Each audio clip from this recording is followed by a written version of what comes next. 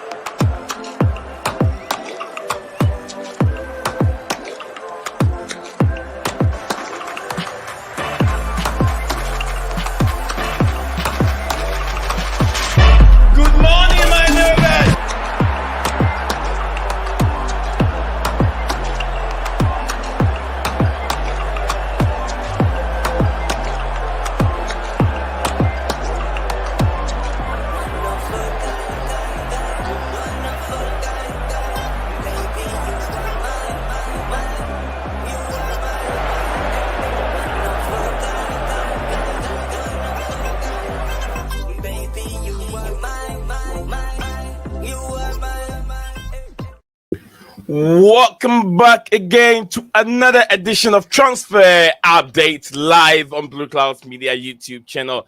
It is the August of 27th, 2024, and a beautiful day, but we are streaming live onto platform X and YouTube at the same time. The update of Osimhen and Romelu Lukaku. Today's show is about just these two players. Who goes the other way and who comes the other way? If you're a Chelsea fan, hold on tight. The transfer window is delivering drama non-stop.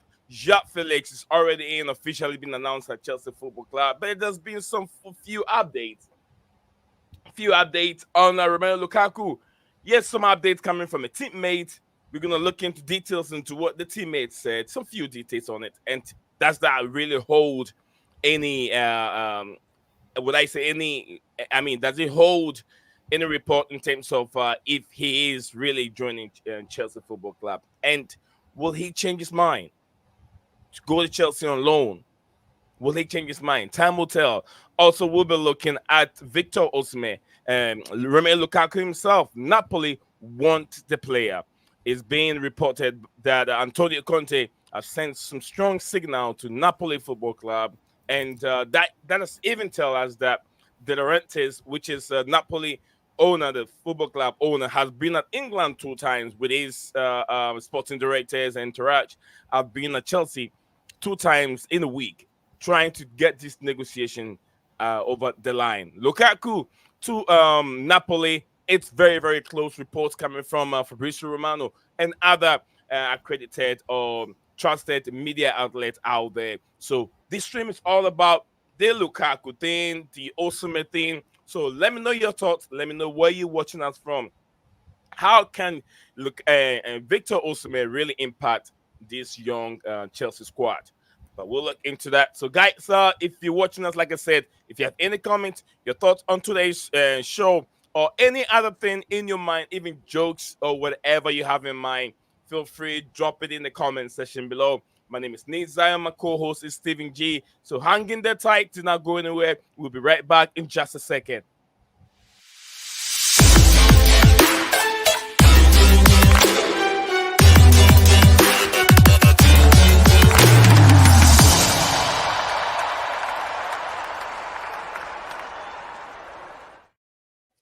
Welcome back to Blueclouds Media YouTube channel, the only sports show out there that gives you the updates, the transfer news, whatever you've never had before. We discuss it on this platform, and this platform offers and provide some intelligent panelists that you're gonna hear their insight in terms of their opinions, and you'll be like, okay, I need to change my mind on this specific player. If you have anything regarding Raheem Sterling, let me know in the comment section below. Any question at all, let me know in the comment section below. And like I said, that Stephen G is in the house with me. My brother, what's his name again? Chidi Bear. I'm sure that's the name. Chidi Bear is the name. He says hello, hello, hello to you, my brother. The Rich Money Maker also in the building. Phantom of Mini Topic, as usual, in the house, saying fuck to hit the like button. After we sell Lukaku, let's sell Modric at the same time. I don't see Not Modric leaving the easy, football not club. gonna happen. It's something that we'll talk about it, Phantom. If you have more questions, just feel free to provide them here. Rich Moneymaker, my brother said, big up to everyone in there. The lineup that was put out tonight will give us clues as who in the who is in the management plan or not. Example, let us see if Noni starts or Connie starts, because Connie Chukwumeka was back in the first team. I'm sure that's with the team with Kasadai yesterday. Thank you very much, a Rich Moneymaker. The man himself in the building says, everyone hit the like button, subscribe, follow me at Rich Moneymaker 22 on X, with lots of updates about club. If Newcastle gets get to Guy from not Guy. What was that? Yeah, G from Crystal Palace. Disaster, which is disaster. We'll go for according. We'll go for according to my contact from my Rich Wanamaker. Makeem says big up to you, Nee, and everyone in there. Thank you very much, Makeem, and everyone else watching the show today. Yes, we got bumper news. Not too many, but it's more centered around Romelu Lukaku and Victor Osimhen, and also some few news regarding Raheem Sterling. As reports are saying, Sterling is training on his own at home, not even anywhere near the football club. So things are not looking very well for Raheem Sterling. But it is obviously, we should know that it is normal with football players. It happens when anytime a manager comes in, one specific person will have to look other way. I mean, look somewhere else in terms of leaving the football club. It is normal. It's not just the first time it has happened. Every club, Pep Guardiola have done it many times. Everywhere he goes, Jurgen Klopp have done it. Manchester United recently did it with CR7, who recently got millions of millions and got an account on YouTube, and he's blowing the place up. Right now, he's everywhere. Cristiano Ronaldo is He's the everywhere. fastest person to hit 1 million subscribers on YouTube. Within few hours. Within few hours. First one ever. Within like an hour, he's already hit 1 million. So from yesterday to now, I haven't followed the account here, but from yesterday to now, this guy is going over millions. That's why he's beating Mr. Beast. All right, so Mohammed, big up to you. So Mohammed, hello Oh guys my days. from He's on Sierra Leone. 22.8 million already. 22 from just yesterday. 22.8 million. Mr. Beast is in trouble, but different content anyway. They all produce different kind of content. But anyway, let's get it rolling. Stephen G, welcome back again to the show. Yeah, good to be back as always. And yeah, it's got to be a long day today. We got the stream and then we got to sit through flipping Conference League. Yeah, Chelsea also in the Conference League. It's something that we never wish to put ourselves in that situation. But Chelsea, also we're playing. I forgot the name again. I forgot the name of the team. Slav Servet, Slavek. Yeah, Selvik. Servet, Servet. Selvet is the Like name. serviette, like napkin. Nap. Selvik. Nap. What do you mean napkin, Steven? Servet, like serviette, like napkin. You're getting confused. This brother. Anyway, we're on it. We're on it, guys. Please, I haven't said this. Let me plug myself real quick before we continue with the content. If you're just joining us the first time over here on this platform, do not forget to hit the like button. It's very important. Hit the like button. Subscribe to Blueclouds Media YouTube channel, and we are on our way to 45K very, very soon. We're gonna join Cristiano Ronaldo very, very soon. Yeah, 5 million. I never think I can even get that ever in my life, but never say never. Everything is possible. So yeah, we got 15 of you watching live on X, and over 30 or 25 of you watching live. 18 watching live on YouTube, and over 30 watching live on X. Thank you guys for doing that. Let's get it going. Let's get the content going. I'm down with all this talking. Steven, there's been some few updates on Romelu Lukaku from Fabrizio Romano. It looks like the deal is pretty much close. Done deal. Done deal. Should we call it a done deal, Steven? No, no, no. Let's not do that. It we'll probably get updates tonight because there was a meeting in London today, or there's going to be. I presume it's going to be across the game, so probably they'll have a bit of a meeting before, then they'll probably have them sit there, watch the game or something, and then they'll probably continue the meeting into the night. That's what I'd imagine to happen. But what did Fabrizio Romano really tweeted? Big up to you, Chelsea down in the building. Big up to you, brother. What Yeah, was his? he's only said like the Napoli guys in London, and basically that's pretty much all he said. Napoli will meet Chelsea today in London as they want to get Lukaku deal done even before finding a solution to sell Victor Osimhen. Official bid sent on Monday, not accepted, but being discussed with terms and conditions as Napoli want to get it done. That was literally all he said. So, guys, wherever you're watching us from, we got three of us watching you and watching us live on this platform. Give us a thumb up and let us know where you're watching us from. My name is Dan. Big up to you. Then, Sandesh. I'm sure I'm saying it right. Sandesh is the name. He says hello, hello to you too, my brother. Wherever you're watching us from, big up to you. Yourself. And we move on. We move on from there. Lukaku. There's a few updates on Lukaku. There will be meeting, just like my co-host Steven said. My brother just said there will be some few meeting um, at the football club, but we don't know yet. We don't know what how it's gonna go. But it looks like the deal won't be far off because what will Lukaku do without joining Napoli? Where is he gonna go? And where will Victor Osimhen go? So it looks like Bro, if you know he can't join Napoli, he'll have a meltdown and cry. I believe so. And also, if you know much about Antonio Conte, Conte is not a player that likes to joke. When he sent his Manager, but signal I get out, what you mean. Bro, we've all seen it at yeah, Chelsea and at Spurs. Didn't get his way, he went mental, and then we know how it ends.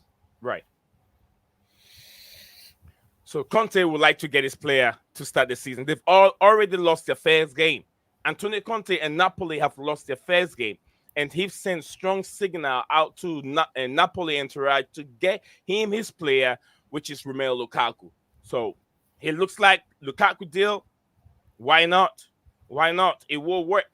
Um, Dan, big up to you, Dan. So Steve, they are in a meeting now. May as ahead, Osimhen done deal and Lukaku they paying on money on Osimhen. May okay. Thank you very much, Dan, for that information.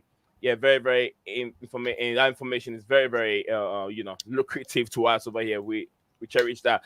I'm sure Sandy said now I am getting bar of Means board. Just missed one letter. That's Oh, all. okay, bold with Osimhen saga. Do it fast and complete his deal. Absolutely, and it's something that we're all struggling with. We want that deal to be done because I can't foresee Chelsea. I cannot foresee Chelsea completing this season very, very well without a recognized striker. We will struggle. Although we have good, talented attacking players up front, if you don't have a strong number 9 in front there, will be difficult for Chelsea. Imagine Manchester City without Ellen Haaland. I know they have Alvarez, but Alvarez is not Haaland. Alvarez is not Haaland. Chelsea will struggle without that number 9 up front. It gives you different dimension because the number 9 movement is different. The way he moves, the way he strikes, the way he jumps, it's not anywhere compared to the wingers or even any other attacking player. Number 9s always smell the ball.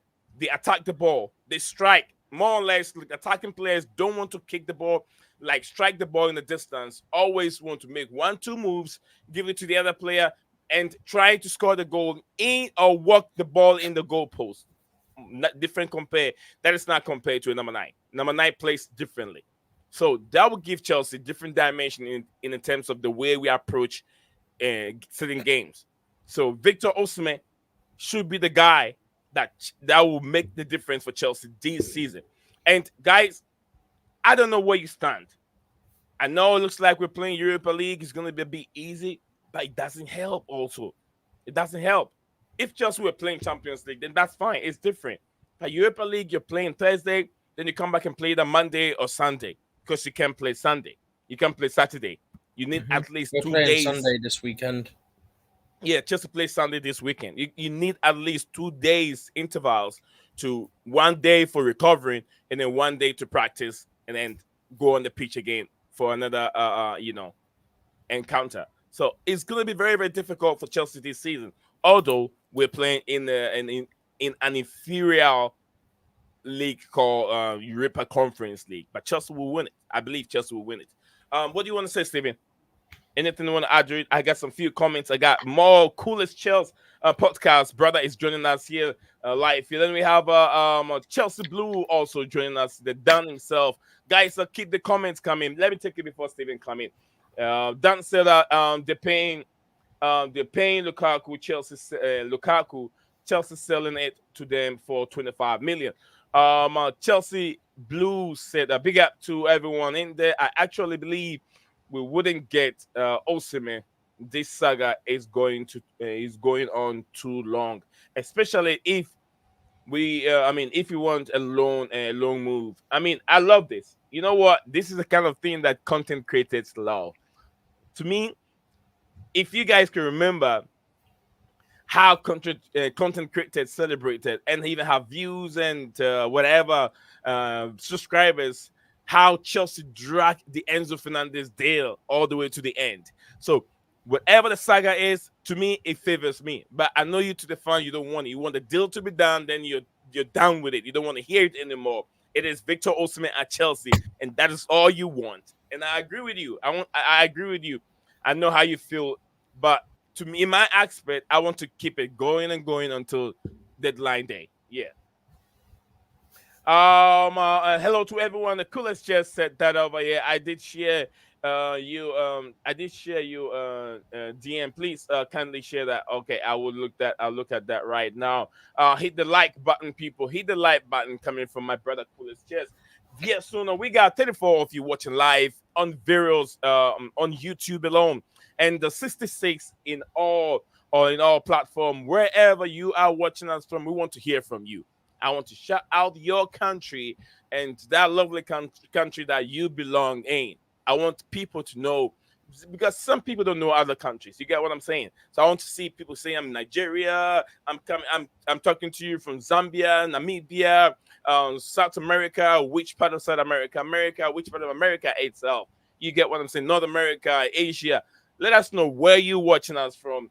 That 29 of us live over here on this platform. Coolest Chelsea Blues said I just won the team. team settle now. Yes, that makes a lot of sense, brother. It says because if we get a striker before the season started, that City game should have ended differently. It is actually affecting us point wise now. I do understand. That's absolutely every manager would like to have all their players before the season starts. I believe so. Every manager, so he knows that okay, this is what I'm working with. It becomes more easy for the players to buy and understand the manager's philosophy. So thank you very much. That makes a lot of sense. Philip Smith, big up to you, Philip. Nice to have you on the platform. So Philip said I'm from he is right here in England. Philip, you and my co-host representing Prince Charles motherland, yeah, fatherland. I'll say Prince Charles land. Coming from England, thank you very much, Philip. Philip Smith. Guys, very soon what we're trying to do is have all the members, all our subscribers and followers on one platform. So no one misses anything from this channel anytime we go live. That's what we're trying to do now. So Chelsea Blue said, I'm from Trinidad and Tobago. Oh yeah. I know a lot of Shaka Hislop on ESPN from Trinidad and Tobago, and this wonderful striker. I forgot his name, Steven. He played for Manchester What? United. Dwight York, another wonderful player from Trinidad and Tobago. Yeah, I'm very, very familiar with Trinidad and Tobago country. On South Africa, my man, oh, coolest chess. You don't have to tell me because I already know where you're talking, where you're watching the stream from. Coolest chess. Big up to you, brother. Guys, hanging there in about half an hour time. I will drop the link, and I want you guys to get involved. Without you, we don't have this platform here. Without you guys, we don't have this platform. And I've created this platform for everyone. At least come on, 2 3 minutes, have a say. Then you can leave. Somebody else will come on, have a say, and you guys can leave. I want to interact with you guys face to face. Know me, and I also get to know you. So all my UK fans, guys, you're blessed to be over here. And I don't just dis- um, we don't disrespect people on this platform. Your opinion are much more respected on this platform. Let me give some chance so my brother here to talk. I've been talking for too long. Stephen G, Hmm. over to you. Take the mic for some few minutes. Go for it, brother. Yeah, there's not really much to say. Look, as content creators, anyone that's Chelsea wants this Osimhen deal to go down to deadline day, because then you've got the viewers coming in on deadline day as well, and your numbers are higher, right? Right. As a fan, because obviously fans first and all that, yeah, you just want him in the door. You just want it done, because as longer it goes on, the more complicated it gets in the sense of if it's suddenly a case of he's open to a loan, then maybe PSG come in, for example, or another team come in, and that's where you get issues. But I still got a feeling he's going to end up coming to Chelsea. I don't know what it is. I just have a feeling that Chelsea are going to get the deal done. I don't think the issues with whatever Napoli want. We just got to convince Osimhen to come to us on our wages when you're not in Champions League type thing. That's pretty much all that we would need to convince him of, I think. Great. I know. I But know. We know how Chelsea fans want this deal to be done. I mean, just to be done, and I feel like it's getting close. There's no way Romelu Lukaku. There's no way Victor Osimhen will be playing for Napoli. If you send a signal to a football club that you want to leave, they will let you go. And Antonio Conte at this moment has no interest in using Victor Osimhen. He wants Romelu Lukaku. So definitely Chelsea will get the Lukaku deal done. But Chelsea want a specific amount of money, and that is what Chelsea's crying for. But Chelsea done have sent me something. I'll look into that as we are live right at this moment. Monsieur Asa Sida Musa, big up to you, Musa. I said, welcome to the live show. Big up to you, Sida. Then my man over here, Kimo. Kimo said, I'm watching from South Africa. Freetown, Cape Town, Johannesburg, wherever my South Africans are watching the stream from. Big up to everyone, the legendary Nelson Mandela. May his soul rest in peace. Madiva, they call him. I love that man. Yeah, historical. We're talking about history. That man plays a lot of role in South African independence. So yeah, I can always, anytime I talk about South Africa, always Madiva name in mind. Big up to you guys. Daniel said Chelsea will get what's his name again? Is it Osimhen? I think he mean Osimhen. So it's a mixed type over there. So big up to you, Daniel. Guys, let's see if we can make it 50 likes by to the end of the stream. Let's see if we can get our 50 likes before the stream gets to an end. So if you haven't dropped a like, remember the likes helps the channel a lot. So it will go a long way. Chelsea will get us Osimhen according to Daniel Holloway, Daniel Holloway, my brother. Big up to you. Philip said, big up to you, brother. Big up to you too, Mr. Philip. I hope you and the family are doing wonderful. And the coolest chat said that people kindly share and the link. Kindly share the link. It's very, very important. Thank you very much, coolest chat. Guys, let's just do this. We have just 30 seconds to do it. It's not that difficult. Click the link and put it on your Facebook platform. Click the link and put it there right now. Let's do it to our brother here. Let's do it to our brother here. Let's do it to our brother, your Chelsea brother that you guys support each and every day when I go live and stream. Let's do that for him. Click the link and then drop it on your Facebook and just paste it right there and share it. That's the best way you can do. You can do to help me. I'm not asking you to pay a penny for me to read your comments for you. I'm not asking a penny from you, but what you can do to support your brother up here is just share the link. Thank you very much. Coolest cheers. Mohammed Lahal said, we want the deal to be done before deadline because delaying it is it's very dangerous from Sierra Leone. Big up to you from our Sierra Leone brothers and sisters out there. Thank you very much for joining us here all the way in Africa to motherland. DJ Subs, big up to you, Nee Steven, and the chat.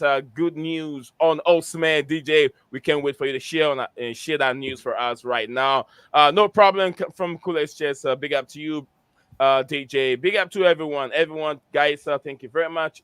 To Coach Osimhen is very, very important. I think I mean is that Osimhen. Okay. I'm sure it's Sida, right? Sida Musa from. He said he's talking to us. Oh, he is watching the stream from Ethiopia. Yes, Haile Gabriel Selassie. That's my man. Historically, the Rastafari religion. I know much about Gabriel Selassie. Haile Selassie. All right, Sandish. So Sandish says, look like Osimhen deal will happen before transfer window closes. Last day. So we should talk different topic of Chelsea. We have so many topics there. There are so many topics there. But there's a reason why we went in for the Victor Osimhen deal right now. But if you have any specific question, my brother, you can just drop it in the comments. You're gonna see more of our panelists joining, and they will give you some honest opinion, good answers to your question. DJ said the only reason Osimhen ends up at PSG is if they pay his wages. He is, I think, wages. He is what I mean. He wants Chelsea need to stop this talk of loan. Just sign him, sign the player. If Chelsea really wants him, sign the player, go for him, and stop doing. I wouldn't say penny pitching. Chelsea are not that kind of a club that do penny pitching. It's not Man United. Lukaku out, Osimhen in from Musa. Guys, keep the comments coming. Steven, let my brother talk a bit. Steven, Victor Osimhen. Let me see what Dan also saying. Go for it. Any update on Osimhen? Any update? No, I've already said it all. We won't get. Oh, excuse me. We won't get anything until after the meeting because you can guarantee that meeting won't be strictly Lukaku. There'll be some talk about Osimhen to try and make Okay. progress on Let's that. cheers. Okay. Go ahead, Steven. Yeah, there'll be some discussions about. I've lost my thought. Some discussions on Osimhen as well, for sure. It won't just be Lukaku that's getting spoken about today. All right. Thank you, Stephen G. But you know that former teammate from the Nigerian team or whatever. Yeah, that's what I really want to talk Yeah, about. no, Yeah. he done that to Arsenal fans not too long ago as well. So it's not something that we have to take it serious. No, don't take it serious. No, he done it to Arsenal fans as well before. I don't remember when, but I saw a picture of it earlier that he'd done it to Arsenal fans as well. Crazy. I don't know why he's doing that. What does he want to achieve from doing this? Get attention. Oh goodness. I mean, this is not it's not really necessary. Philip Smith said, "I think the ultimate deal will get done. Will get done to very soon, the day before deadline day." Thank you very much. I think I read that once. What's the latest on Romelu Lukaku? Lukaku, excuse me. There's an offer on the table that Chelsea haven't accepted yet. There's a meeting going on today with Napoli to discuss it, basically. That meeting's probably going on as we speak, so we'll probably get more updates tonight into tomorrow. All right, so guys, if you have any prediction for tonight's game against the Conference League team, let me know, because that name is hard to. I can't keep it in my head. It's not hard to pronounce, but I can't keep it in my head at this moment. So we have, like I said, guys. Oh, Coolest Chess and DJ Sub all in the building. Let me welcome them at the same time. Coolest Chess, big man himself in the building. Then DJ Sub. Let me highlight him on the screen. Big up to you, my man. Big up to you. Big up, big up, big up, big up. How are you guys? We're doing wonderful. I just love that green screen background that you have there. Beautiful. Osimhen. Victor Osimhen. Like Steve is saying, I think this deal might happen during the last days of the transfer window, because at the end of the day, Chelsea are playing chess here. They don't want to pay the asking fee. Firstly, they don't want to do any obligation to buy.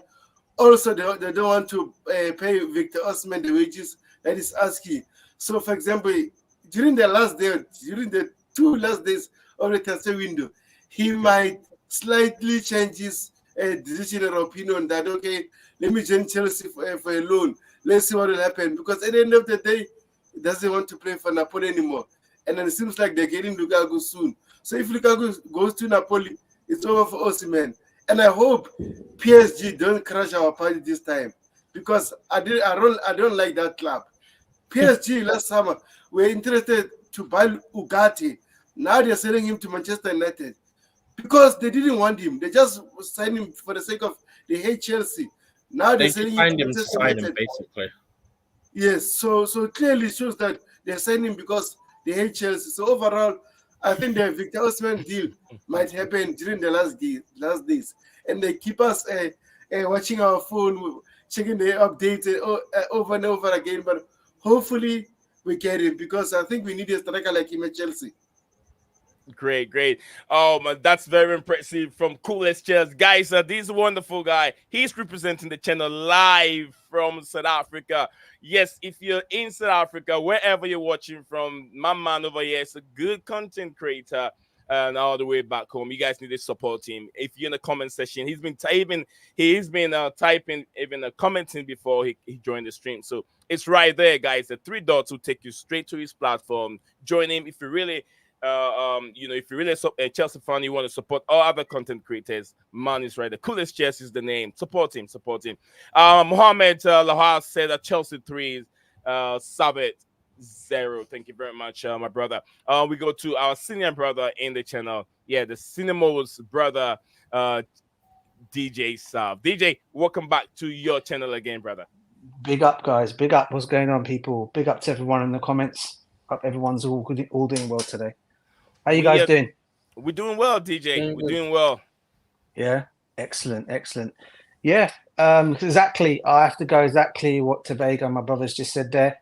Osimhen has to come to Chelsea. There's no ifs or buts about it. I think Tobago knows it. I've gone on little streams with him before. I think he knows I've been going on about Osimhen for such a long time. And I said he was always my first choice of striker. And I'll continue to say my first choice of striker to bring to Chelsea. So, yeah, it has to be done, mate. 100%. Thank you very much, Mr. DJ, Mr. The man himself. You want to get entertained? Go get to the DJ. Get to DJ. He doesn't have a YouTube account. He doesn't have a YouTube channel that he does. What I say he does streaming. He doesn't stream, but guys, it don't hit. You can just go and subscribe to his platform. I'm sure he puts one or two things up once in a while, so you can follow him up there. He's been supporting the football club since 80s. You get what I'm saying? I'm saying 80s. He's been around for a long time. All right. So how should this is a question I want to ask. Without Osimhen, coolest chairs, I want you to predict Chelsea's season. How do you think Chelsea's season is going to end up without Victor Osimhen or without a striker? Do you see? I know we have good attacking strikers, good from the left and right. Neto over there, Cole Palmer on the right hand side, and Kuku is also there. Do you think that Chelsea can finish the season in a better height than they did last season without a recognized striker? Nah, to be honest, I don't think so. We might maybe stay on the sixth, but going to the top four, it won't be easy because at the end of the day, look at, for example, on Sunday they came in place against Manchester City. Haaland got one chance and he scored it. With us, Nicholas Jackson had, I think, two chances. The first one, I forgot, and the other one, he was on the offside position. How can you be a striker, be on the offside position when you're supposed to be a poacher, a killer? When you're a striker in the penalty area, you don't have to be offside because something can happen. You saw what happened with Nicholas Jackson. And also, there was a chance created for him, even though it was an offside. You know what happened? He was just strolling around until he flopped that ball. No. I'm sorry. As much as I read Nicholas Jackson, I don't think he's good enough to lead our front line at the moment. So give us Victor Osimhen or someone who's ready, who can fight for that position. Ivan Toney is there. Victor Gokeret is there. Santiago Jimenez is there. You can name them. But my first choice is Victor Osimhen. So I don't think we'll go further with Nicholas Jackson unless he starts to be clinical. That's the issue with Nicholas Jackson. He's not clinical enough to trust him that he can do well at Chelsea. You saw what happened last season. Even against Manchester City, the same thing. I was so annoyed, but again, he's a Chelsea player. I must support him no matter what. To be fair, he is rusty, but it was a similar performance to what we saw last year. Another thing I'll just quickly say is, I think regardless of whether it's Victor Osimhen or someone else, I definitely think Chelsea are getting a striker. Like, there's no way. Like, everything we're hearing is that Chelsea are looking at strikers, and we keep hearing Osimhen, but we also are aware, like, there's other alternatives if we don't get him. I just pray we don't go for Ferguson and give Brighton, like, another 200 million. Please, I can't do it. I can't do it. I can't have their fans chatting rubbish to me again for no reason over, like, a fee for a player, man. This is so long, man. Talking to them quickly, Gilmore looks like he's going to Napoli as well. Oh, Gilmore from Brighton. Chelsea Gilmore? Yeah. Okay. Looks like he's going to Napoli. But now I think we're definitely getting a striker, but it's whether they're an established striker or they're another one of these potential ones like Guy and Nicholas Jackson. If they're a potential one, we're in trouble. If they're an established one, then we should be getting top four with the players that they'll have behind them to create the chances. If you get an established striker in that can actually finish their chances, Chelsea should be top four. And there shouldn't be any excuses. Especially with the depth we've got. Like, you look across the pitch, yeah, most areas you can say we've got backups that are starters for most teams as well. In most areas. Like, even think about it like this, yeah. Okay. If you have a fit Reece James and you've got a fit Gusto, yeah, both of them are two of the best right backs in the league. That's not even biased. The beauty of it is Gusto can also play left back. So if we needed to, you could play both, as we saw in pre-season, I think, in nearly all the games. Which I admit I'd actually be interested to see in a Premier League game. I was even saying it towards the end of last season. It'd be kind of exciting to see how both do, given that we'd already seen Gusto play at left back last season at times. Like, say something happens where you don't trust Cucurella or he's injured or he's suspended, yeah? And you don't want to chuck Vega into the fire against, say, a Man City, a Liverpool, someone like that. You can just go, okay, put Gusto there. And then that solves that straight away. But the majority of areas, like, okay, maybe outside the centre-back and obviously striker, pretty much every position, and keeper, they're the three areas, literally. Goalkeeper, centre-back, and striker are the only areas off the top of my head I can think where I go, I don't like our depth. And in one of those positions, I go, I really don't like Sanchez as a starter for us either. I need to see more from Jorgensen to make an opinion on him. But at the moment, if Sanchez is our starter, we're in trouble. Not seen enough of Jorgensen to make a judgment on him. Centre-backs, I think if they stay fit, definitely got Fofana and Colwell be our starters. I think they can actually form a strong partnership together if they stay fit. But behind that, our depth is worrying. I'll be honest. That depth is scary for me. Very. I mean, it reminds me of the beginning of, I think, the second season of Pep Guardiola. The number of players they have, the expensive players that they have on the pitch, and how good they were. Defenders for like a total of 600 million since Pep's been there. They've literally spent like 600 million on defenders since Pep arrived. And some of them haven't even played for them. Well said. Big up to everyone watching us live on the X and YouTube at this moment. We got 37 of you watching live on YouTube, and we are here for you. We're here to entertain you, and we want to get you involved in our conversation. Everything we have here, without you guys, we won't be here. Scala is here in the house. Also, Phantom of Mini Topic, dropping more comments. Phantom, big up to you. Chelsea need to win today or get at least tie. All right, no, Chelsea will win it. It's Stamford Bridge. Chelsea will win it. Otherwise, I'm declaring Maresca's unworthy. All right, Phantom of Mini Topic coming again. You've gone on loan to another club. Why do you care about Chelsea if you've gone on loan to another club? Leave Phantom alone, Stephen. Phantom said, without a striker, Chelsea 8th in place. Chelsea been 8th without a striker. Right, Phantom said the reason is because Maresca doesn't have the poach experience to utilize Palmer. The striker he literally had Palmer in the academy, by the way. Is the legend of Ivan Toney. Cucurella is our best left back, according to Phantom of Minute Topic. Phantom is using the word our. It means that he is a Chelsea fan, not someone else. He is a Chelsea fan, still with Chelsea. He hasn't gone on loan yet. Clearly need to buy it is a Ramsdale. Not Ramsdale. No, we do not need Ramsdale. Because on loan, Chelsea is still my club. Thank you very much, Phantom of Minute Topic. By the way, everyone else. I've just seen this shit. Apparently, Al Ali from Saudi Arabia want a final answer from Ivan Toney by Monday. So by Monday, we'll know if Ivan Toney's off the table and gone to Saudi Arabia, or if he's not moved and he's still an option. Thank you very much, Stephen, for that update. We still got 40 right now watching live on YouTube. Remember, guys, your likes that you drop on this specific transfer window live stream, it takes the channel. It talks to, look, your likes talks to YouTube.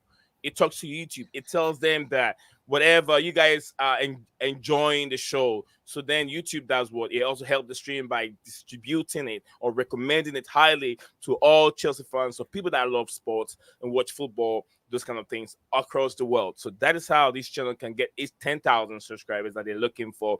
Is a help from you. We got 33 of you, but we only got 31 likes. So it means that somebody is not doing his job. And I know you guys are legends. You can do it. So go to DJ. DJ, what's your thoughts on this specific question? Without a striker, with a striker, how do you see the season?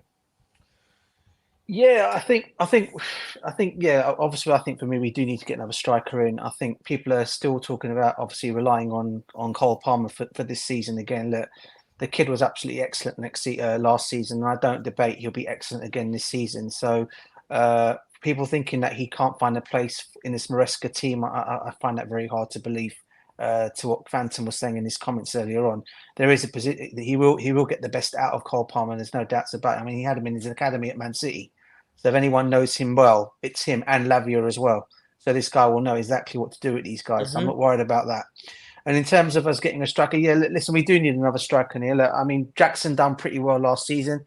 There were a lot of people getting on the guy's back. I was not one of them. I said to myself, give the guy time. And in the end, he done well, but he's still not what I call a clinical finisher. I think we all know we're crying out for that.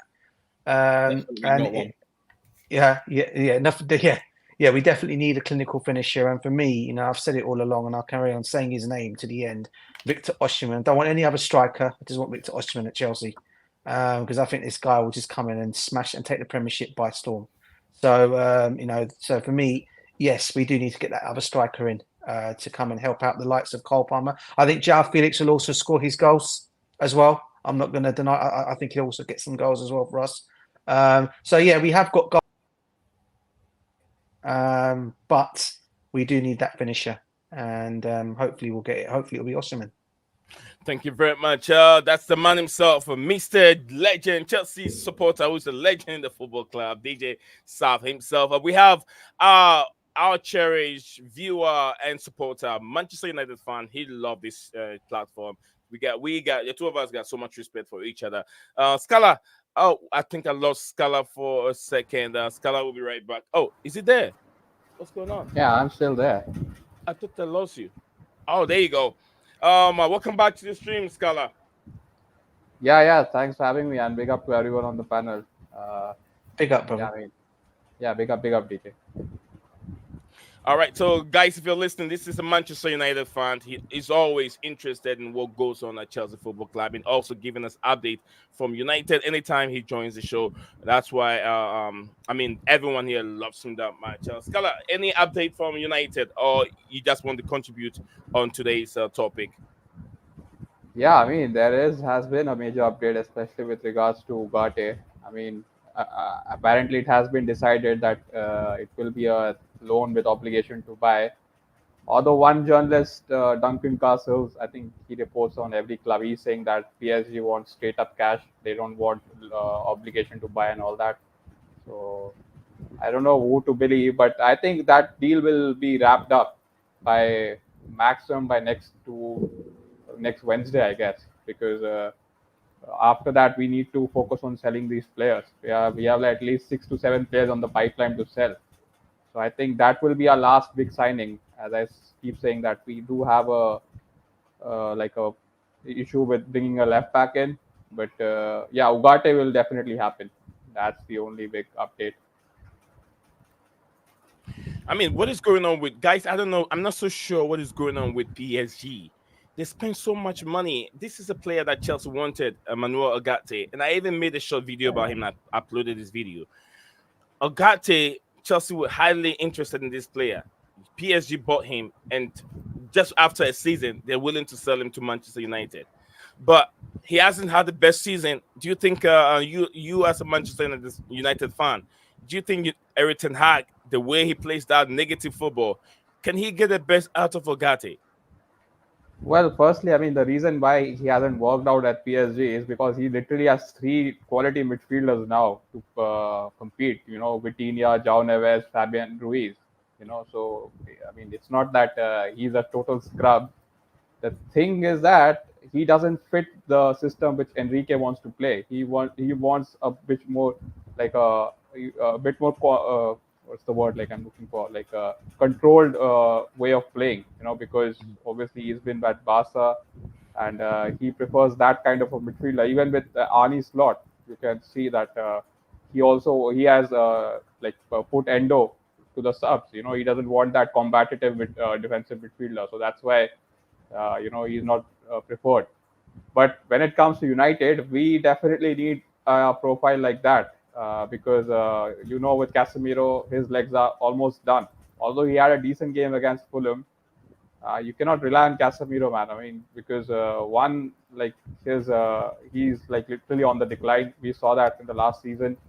And number two is that again, even when he is playing, he's more of contributing towards the attacking side. His defensive game is completely gone, especially in the last season. So yeah, we need that combative defensive six. And I mean, look, you mentioned about the attack negative football with Ten Hag plays. I think it could work with Ugarte, Bruno, and Kobe Mainu. But again, I'm a bit concerned still because I don't think we have that first phase defensive midfielder like a Rodri or a. I mean, like even like they bought João Neves for that purpose. I think we needed that kind of a profile instead of Ugarte because we have certain players who can do that role, but we don't have a like an controllable midfielder, one who can like receive the ball from the defenders and dictate play. I think, but again with Ten Hag, you don't know what this guy's up to. Once he's one when he came in, we said that we are going to play like Ajax, and then we started playing this counter like negative counter attacking style. So yeah, man. So I mean, anyways, just to conclude, anyways, if you want to play for United, your technical ability should not. I mean, it's like you don't need technical ability; you just need to run fast. okay. Thank you very much. Kulis Yeah. just laughed. All right, so he sold them a project, and when he got a job, he started playing like a Jose Mourinho early stage at Chelsea Football Club. All right, so guys, keep the fire burning, keep the likes, keep dropping likes in the video, and like I said, we are giving you an update on Lukaku and Victor Osimhen. As it states right now, updates are saying that Romelu Lukaku, I mean, Napoli entourage are at Stamford Bridge or are England right now discussing the deal on how to get those players over the line. Well, Antonio Conte wants Romelu Lukaku so badly, and Chelsea also looking for what's his name again, Victor Osimhen, but they want Victor Osimhen on loan terms. Napoli, earlier on in the season, we heard that PSG also want Napoli striker Victor Osimhen. But if they can pay, just like DJ Sav said, if they can pay their wages, then it'll be easy for Osimhen to join Napoli. But Chelsea are also trying to, weigh their options very well. Chelsea don't want to pay that stupid amount of money where the player doesn't succeed. But I believe that, you know what, take the number, don't give him the number 9 jersey, and he will be successful. He will be okay. The number 9 jersey at Chelsea is still cursed. We have to take that jersey, take it to South Africa, Nigeria, some part of West Africa, take the jersey number down and Chelsea name on it. Let's pray over it like 100 times. I'm sure that curse will be gone. And anyone that dons or wears that jersey will become successful at the football club. So, guys, keep the likes coming and keep the subscriptions also coming. And hang in there. We're not going anywhere. We'll be right back in just a second.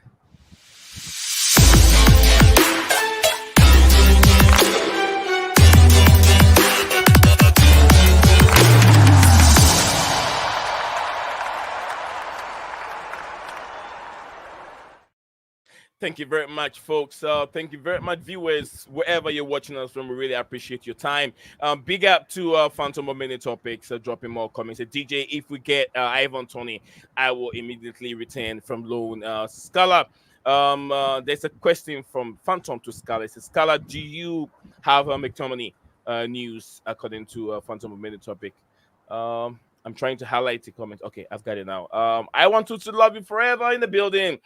She said, big up Nizan, you are at 37 likes. You've been rocking out the live stream these days. The past few weeks, I hope everyone is doing very well. Great job. Thank you very much. I want to love you forever for your support each and every day. And Swati said, without a striker, we might finish fifth or sixth in points on the table. If Osimhen deal doesn't happen, coach should give chance to McGee. He and Nkunku together. He will. Will do well in the Premier League season. Thank you very much, Swadish. Big up to you, my man. Said preseason. Okay, Phantom said I don't have confidence that Osimhen will adjust to EPL within a season. It will be a winner, Timo Werner or Harvest type of goal scoring. Thank you very much, Swadish and Phantom. I want to love you forever. Set up, please, everyone. Let's show your brother some love and by liking and sharing the subscription to the channel. Thank you very much. Liking, subscribing to the channel. Thank you very much. Last one here says Swedish. So Manchester United need left back and left wing player. I don't know how much they will give chance to Rashford, according to Swedish. Thank you very much, Swedish man himself. There. So we're gonna go. This one is now open floor. Whoever have any suggestions, anything you want to inject into today's stream, you can go for it. School shells. I'm coming to go to Coolest Shells first. Say again. I said, whatever you have in mind, you want to discuss without, if it's out of what we're talking about, you can feel free and drop it. Yeah, I wanted to ask the Manchester United fan something. Go for it, sir. Yeah, for example, they gave Eric Ten Hag a second chance at Manchester United. So, what is his expectations for Manchester United this season? Where do you think Manchester United should be this season? I mean, if you ask me personally, I think we have to get Champions League. That's like a non-negotiable because I am counting this season as a third season for Ten Hag. I'm not counting this as a first season because Ineos have come in. So for me, it is a must. The Champions League is a must because I think we have discussed this in past streams as well. If you look at other clubs with Tottenham, Liverpool, and Chelsea, all of them have new managers. And Ten Hag, this is his third season, and you cannot, after spending $500 million, I mean, you cannot be finishing below that. Your injury excuses last season were, I mean, acceptable, but you cannot do that this season. We have spent almost 180 million this season as well. So, Champions League, I think that is minimum. That's my expectation, and hopefully, and not through the Europa League. I mean, we are in the Europa League, so I don't want to.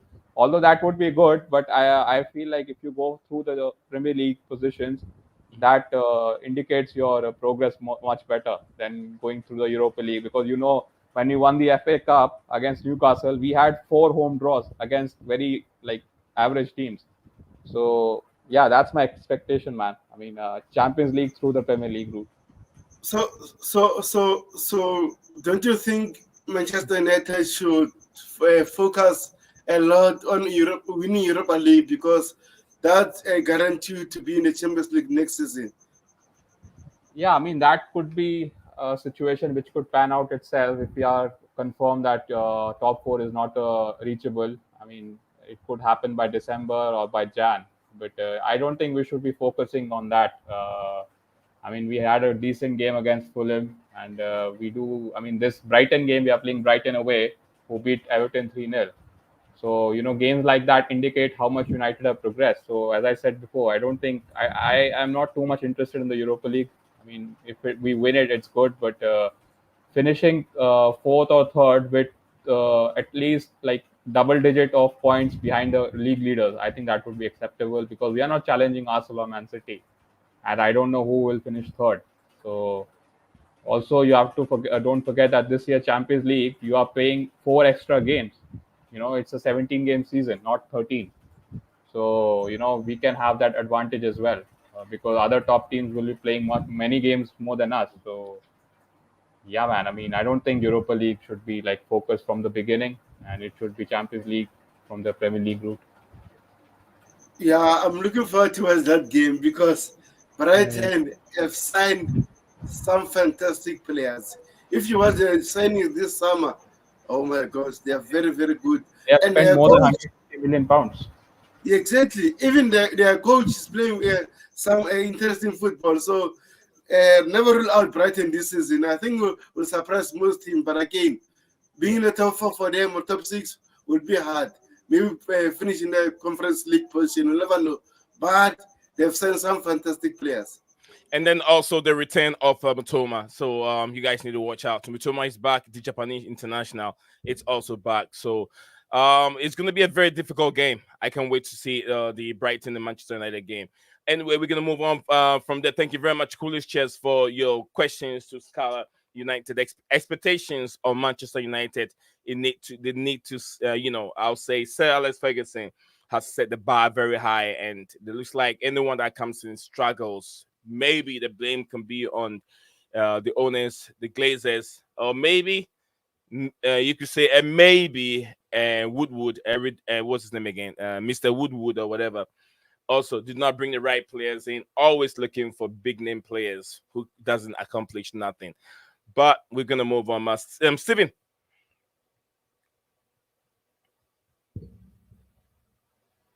Steven, are you there? I think we can hear from Steven right now at this moment. We're gonna go back to probably go to Scala again in a minute. Mr. Lawson at the time, I'm sure that's the name. Mr. Lawson said good news for Chelsea from Ghana. Yes, at that time, big up to you, Mr. Lawson. Thank you very much for joining us here. I'm not sure where exactly you're watching us from. Is it Accra, Kumasi, Cape Coast, Sunyani, wherever, Northern region, wherever you're watching us from? Thank you very much for joining the show here, Mr. Lawson. What's the good news about? Can you share the good news with us, Mr. Lawson, if you can? Mr. Lawson said that Chelsea should go for Osimhen ASAP as soon as possible. That is the deal right now. Reports are saying that Napoli entourage are in London discussing how they can get those two players over the line, because Chelsea want that. Napoli as a football club wants Romelu Lukaku. So one way or the other, one of these deals will be done. And when the transfer window, if no one comes for Victor Osimhen, I think that his option will be at Chelsea. He will take the Chelsea's offer, which is he's going to be on Chelsea on loan, and on obligation will be put in the contract for Chelsea to buy him. But there will be some tax, or there will be some, some certain things that he has to achieve whilst he's on loan at Chelsea. And I believe Chelsea will put those clauses in, helping the team achieve Champions League qualification. And also, if you can provide a certain amount of goals, I'm sure that will be provided in the clause. So, Phantom of the topics and Nick Zion, have you heard from Fofana Dan? Yeah, Fofana Dan was on the stream. He was on the stream a bit, not too long ago. Just Chelsea done. Since the deal done, Mikel Marino to Arsenal. Yeah, I see that guy that Arsenal are signing. I don't really know where exactly he plays. Steven, you have any idea? Huh? Yeah, he's a midfielder. It's a midfielder. Yes. I haven't seen much of him. I'm not sure how good. No, do you know what's funny though? You know how everyone goes at Chelsea for selling youth players, yeah, and signing players from abroad? Arsenal are trying to sell Nketiah, and they've sold Smith Rowe, and they're buying someone from abroad. Liverpool trying to offload about 7 youngsters. No one is saying anything. Huh? The media will not take it and do anything about it. But the media, Sky Sports, Talk Sports, and other ones, they'll cry about Chelsea selling an academy player. That is not even good enough to play in the team. But no one is saying anything about Arsenal doing the same exact thing that Chelsea did. Selling and Conor Gallagher. Everyone is crying. But Arsenal have sold Nketiah. Arsenal have selling Nketiah. They've sold Smith Rowe. They've also going to sell Ramsdale. 3 players. I know Ramsdale is not coming from academy, but anyway, they're selling. Ramsdale's not academy. Yeah, he's coming. They're selling homegrown players. Mm-hmm. And I tell people, it's not Chelsea. It is the Premier League. The way things have the rules, and people don't want to believe it. Bro, I had this conversation with people the other day, and they went, "Oh, who else is doing it?" Literally every flipping club is doing it. Where did Cole Palmer come from, guys? Man City Academy. Funny that. Where's Nketiah come from? Arsenal Academy. Aston Villa in the academy. Hold on, Schoolers. Just let him land, and then you jump in right away. It's okay. Go ahead, Steven. Yeah, bro. Palmer came from City Academy. And Nketiah was Arsenal Academy they're trying to sell. Smith Rowe was Arsenal Academy they're trying to sell. This Sepp van der whatever his face, Liverpool, I think, signed for a few million like 2-3 years ago. They're now selling him for about 25 million to Brentford. Yeah? Okay. All the stuff that Chelsea are getting criticised for, yeah? Every club's doing. But we can't forget, guys, Liverpool, Man U, and Man City are media darlings. Everyone hates Chelsea. That's It not don't good make enough. it any less BS, by the way. I understand. Thank you very much, Stephen G. Let's go to Coolest Jess. Was adding something to what Stephen was saying. Yeah, I just want to add this. Even Aston Villa, they sold their academy players. One of them came to Chelsea just for them to balance their books and then sign new players like Ian Marcin, and they sent Onana. So, man, He's on the about agenda, Johnny Minnesomany, not yes, Tottenham last. exactly. But overall, you know what we need to do?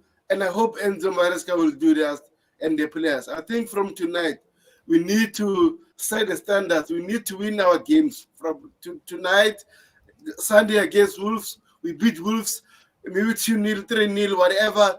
Tonight, we win 4-0, 5-0, whatever. Just win games so that they can keep quiet because I'm so tired. I'm so tired. I'm so tired, guys. I'm so tired about this agenda. Liverpool is about to sell their academy players for 25 million. No one will talk about it because it's Liverpool. When it's Chelsea, oh, what these owners they're doing? They're killing the academy. Blah, blah, blah, blah. No. I'm so tired, bro. I'm so tired, guys. To be honest, I think all we need to do now is just win our games so that we don't care about the media. The media can shove it. That's what I say. It's so crazy how the way the media agenda is just, I mean, not okay. Swati said Manchester United signed a wonder kid. Also, I'm sure Scala might know. I think okay, Scala is still here. Oh, I just saw that. It's some guy born in like 2008, which means he's 18 years old. Yeah. Big up to you, Vanna Eshwara. He said hello to everyone out here. Big up to you, my brother. He says if you're tired, go sleep, bro. Who is that?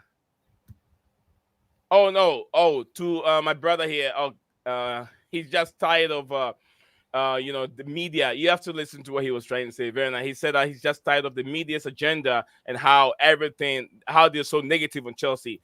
Whatever Chelsea does, they criticize it, but they don't criticize what the other teams are doing. They're doing similar things. You get what I'm saying? That's what he's trying to say, Werner.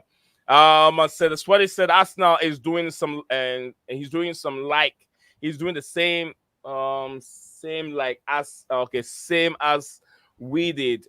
Says we need a striker, but we are signing a left wing back. Arsenal need striker also, but signing midfielders isn't what they are doing. Okay, I get what Swedish is saying. He said Arsenal need a striker, but they're signing midfielders and wingers. And Chelsea need a striker. They're signing wingers. Thank you very much, Swedish. DJ is back again. DJ, welcome back, brother. Yeah, big up, guys. Sorry about that. I had a phone call. Sorry, I had to cut off on you guys. No, DJ, don't have to be sorry. I understand. Yeah. What are we talking about here? Oh, the immediate. Yeah, go on. Yeah, media agenda and Arsenal selling young players and bringing in young players. You know that player, I stand corrected. He was born 2006. 2006. Okay. That's the one that from Mali. He's from Mali. From Mali. Probably end up representing France. Okay. Thank you very much. DJ, we're discussing the media agenda on other football clubs selling young players, but when Chelsea does it, they sell academy player. It becomes like I don't know, it's like a stadium disaster. Yeah, well, it's always been this way, Need, to be honest with you. I think anyone that's been following Chelsea for years, and you guys have been watching, I'm sure you guys have been wherever for the last, 10, 15 years, however long you guys have been supporting the club for, you've always seen the media have got the biggest agenda when it comes to Chelsea Football Club. The hate they got for our football club is unbearable. And, I keep hearing it every day, from certain people that I listen to, or when I listen to, I only because I listen to it because it's Talk Sport Radio, and I very much obviously listen to Chelsea legend Jason Cundy, and It was funny yesterday. I was listening to a stream. I was listening to a show he did yesterday with I do Jimmy believe the Hara. guy. No, not with Jamie O'Hara. It was the guy before the sports bar starts. There's Okay. these two guys. There's these two idiots that come on that Chelsea that Oh, have a I show know. before. The one's called Flex. One's called Flex, and the other one's called I forgot the other guy's name. I think one's a Liverpool fan, and I know for a fact Flex is a massive Man United fan. Yeah, And he all is. they've been doing in the last couple of days is smashing Chelsea to a pulp with the nonsense they've come out of. And so Jason Cundy obviously had enough of it, and he went on a radio station yesterday because his stream, his Talkspot, so his show began afterwards, which was the He does Sports like Bar. sports bar or something, doesn't he? Yeah, and he absolutely belittled these guys afterwards. He goes, I can't believe, especially all came down to the whole Sterling thing.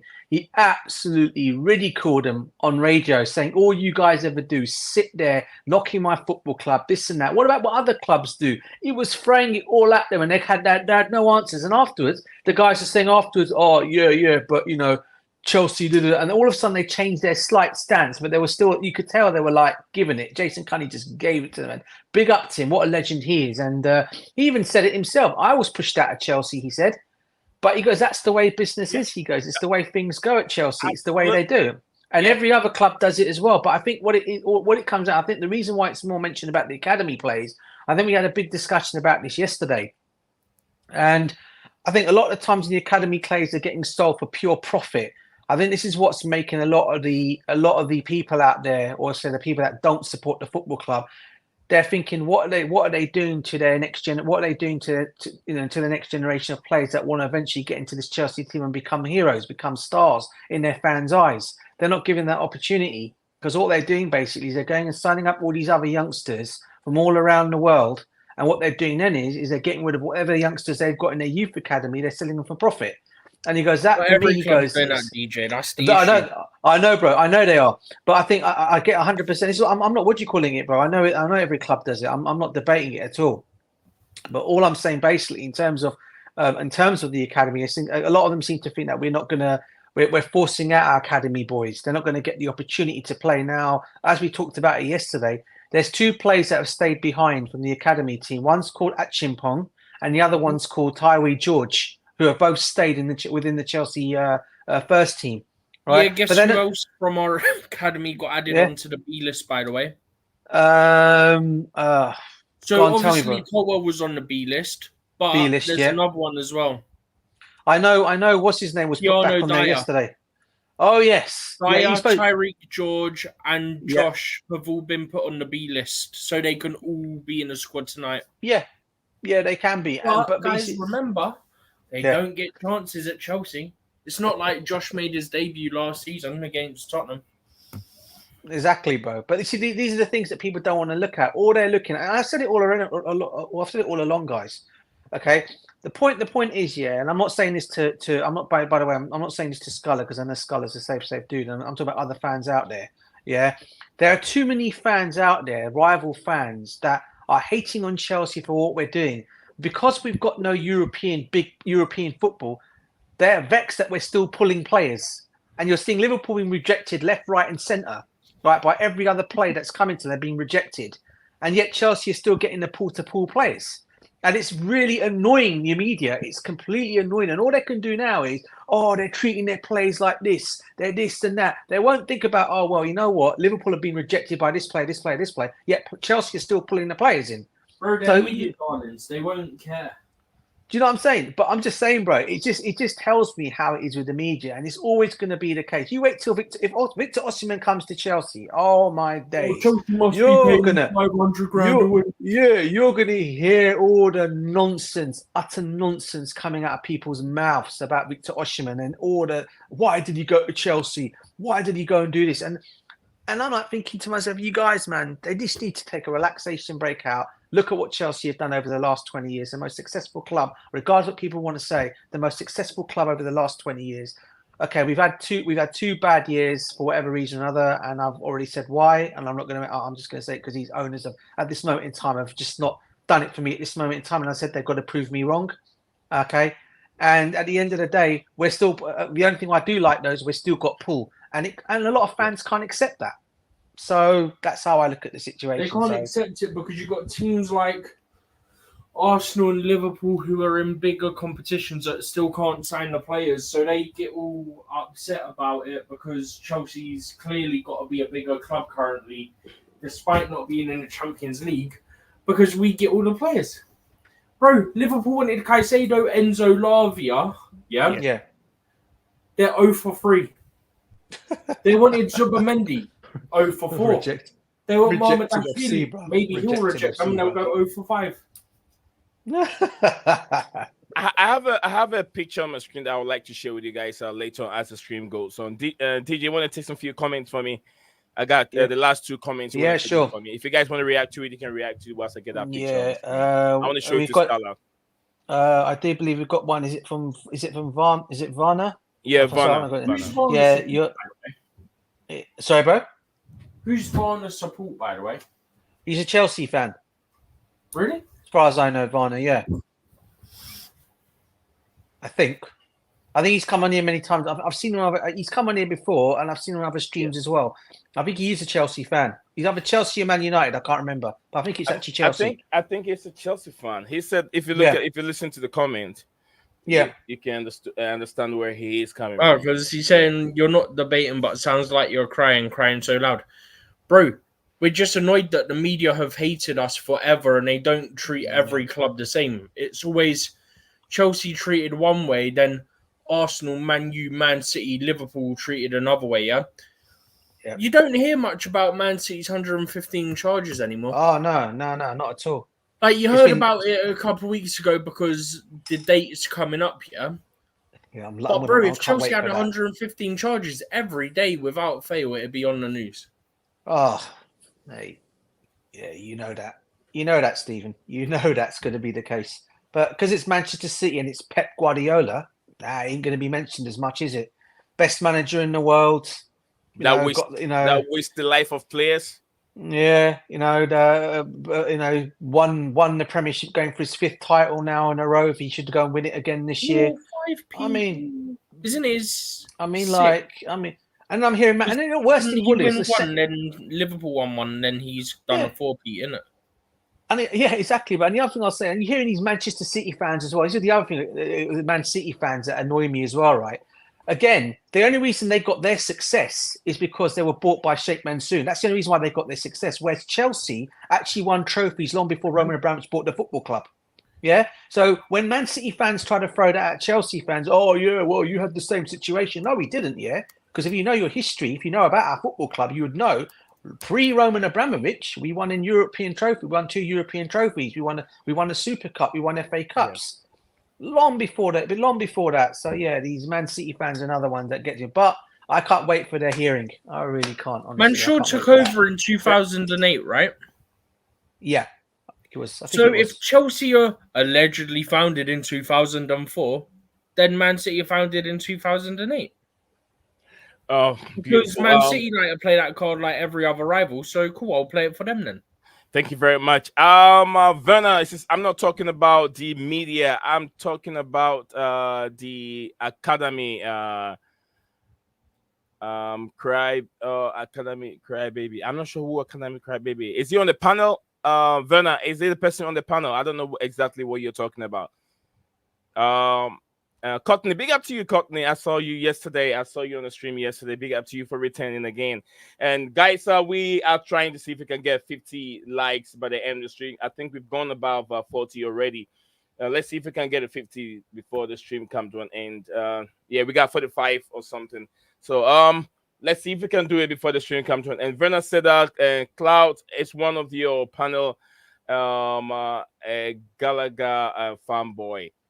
So I don't think anyone's an Academy or a Gallagher fanboy. It's just a case of we're pointing out that when Chelsea do it, it gets said one way. Whereas when other clubs do it, it doesn't get said the same way. Okay. He said it don't make a person an Academy fanboy, or I'm not going to say what they say about Cobham, you know what, because that would get us in trouble with YouTube. So I'm not going to say that. Let me. I think everyone knows what it is. Yeah, let me clear this real quick. Verna, I don't think that anyone here really was crying about Gallagher leaving the football club. I think that what they were saying is what we do, other football clubs do the same thing. I'm not sure anyone here was having a bad feeling about Gallagher leaving. Probably you misheard my panelists talking. You misheard what they said. But anyways, what they said that Venom is well, we lost our academy player. I don't want to tell I don't want to know the reason for that, but we cry that your I mean, okay. And Vena said that when Roman was our owner, we never cried about academy players. And if you're good or you're a Chelsea player, If that's you're it. get good, you are a Chelsea player. That's it. That's it. Yeah. Bro, I literally said this yesterday. Like, Let me. nobody used to cry when it happened under Roman until we had the transfer ban and you had loads of youngsters come in and play for Chelsea then after that, every time an academy player got sold, it was, oh, but they're academy, they're proper Chelsea, you can't sell them. That's when that started happening, was after the transfer ban. All right, so let's go to Scala. Scala, what kind of business are you guys doing here? What's going on here? Tell me. Scala, tell me. What business is Manchester United doing here? Yeah, I mean, look, out of those one, two, three, four, out of those five, I think we got a fair price with Delict, Martinez, and Mazraoui. And you can say we got a fair price for Onana as well because he just came off playing a Champions League final. The one we got ripped off was for Anthony, and that was like a Maguire 2.0 situation because he wanted to come in June only, but United were not willing to negotiate even 50 million.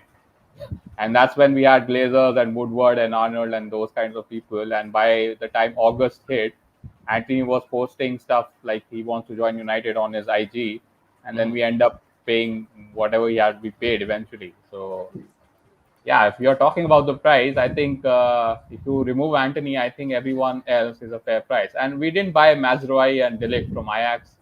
That's from Bayern Munich. So and even No, same goes for Onana. they're trying to say this how much Ayas paid for those players. So all Yeah, but they all four sold five out. players. Yeah, but out of those five, three they sold to different clubs, and from those clubs we bought. So I mean, it's like it's not really a fair comparison because they made lots of profit for selling Delict to Juventus Mhm. and Mazraoui to Bayern, and then we and Onana to Everton. To Inter Milan. So and from those clubs we bought. So it's not really a fair price because you can see the transfer value just increased after they went to the bigger clubs. So we had to pay. I mean, they are not going to give us cheap, so we had to pay whatever we had to pay. So yeah, I mean, But I don't think. Yeah, I'm not too concerned of the prices mhm. there because only Anthony is the one which is a rip off. Okay, but looking at these players, do you think that you guys have done a very good deal with Delete himself? Because reports are saying that Upamecano, who is not that it's not as good as a defender, was even ahead of Delete Bayern Munich when he was there, and even move on to was it Juventus, and still wasn't getting game time as often like he's supposed to get. And you guys have signed him for that amount of money, and Yeah, I you mean, signed Lino Yuri for over 60 million. What do you think? yeah, I mean, look, if you that was under Tuchel, by the way, it was not under company, and you know what Tuchel likes. I mean, he has his own choice. But if you looked at what Bayern's fans literally did, they literally signed a petition, 70,000 of them, like Mhm. that the league should not be going. So, and if you looked at company's words today, it's literally published on the Athletic. It's not even a German source. He said that Delict will be his number one defender, but he didn't want to continue at Bayern because he didn't trust the board. So it was like a board decision more than a manager's decision. So that's why, like, he was behind Upamecano, Kim Min Jae, and this guy. Uh, what's the other guy? Like, is it Alaba? No, Alaba is at Madrid, right? Alaba, yeah, Alaba moved to Madrid, and he's also injured, always injured. Yeah, yeah. So look, I mean, I don't think it's like you can say that because Tuchel didn't play him, he's a bad player. He's only 24, by the way, so he's not that old as well. He still has his prime years, and he's exactly what we need. I'm surprised. That's why I mentioned, like, I don't know why Chelsea didn't go in for him, because you had to replace Thiago Silva and you haven't replaced him. And we have got a very experienced, even for his age. He was captain of Ajax at 18 years old when they reached that semi-final. So, I'm very, very pleased that we've got De Ligt. We had to replace Maguire. We had to get him out of the team. So, and De Ligt does that. And Euro, I'm very, very happy because, again, like Real Madrid wanted him. Are you saying that he's a bad player? I mean, I mean, if you have to compete with Real Madrid, you have to sort of overpay because we don't have that pull, because they are a very unique football club. They wanted to give Lille only 30 million, you know, so, and they were not accepting. So we came in with the 55 and they immediately accepted. So, yeah, man, I'm for the first time in a long time, I'm actually pleased with all our signings. This was all our first choices as well. We took Xerxes of AC Milan. So, I mean, I cannot complain, man. I cannot complain of this transfer window. All the players go into our starting 11. That's the most important thing. We didn't sign any players for the bench. Those who are not good enough from last season, they'll hit the bench.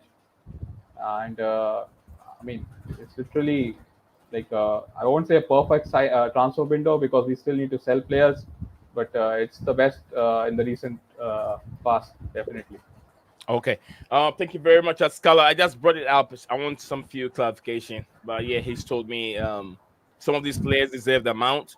Some of them, the only one that they were being ripped off was probably Anthony. This guy is not good enough.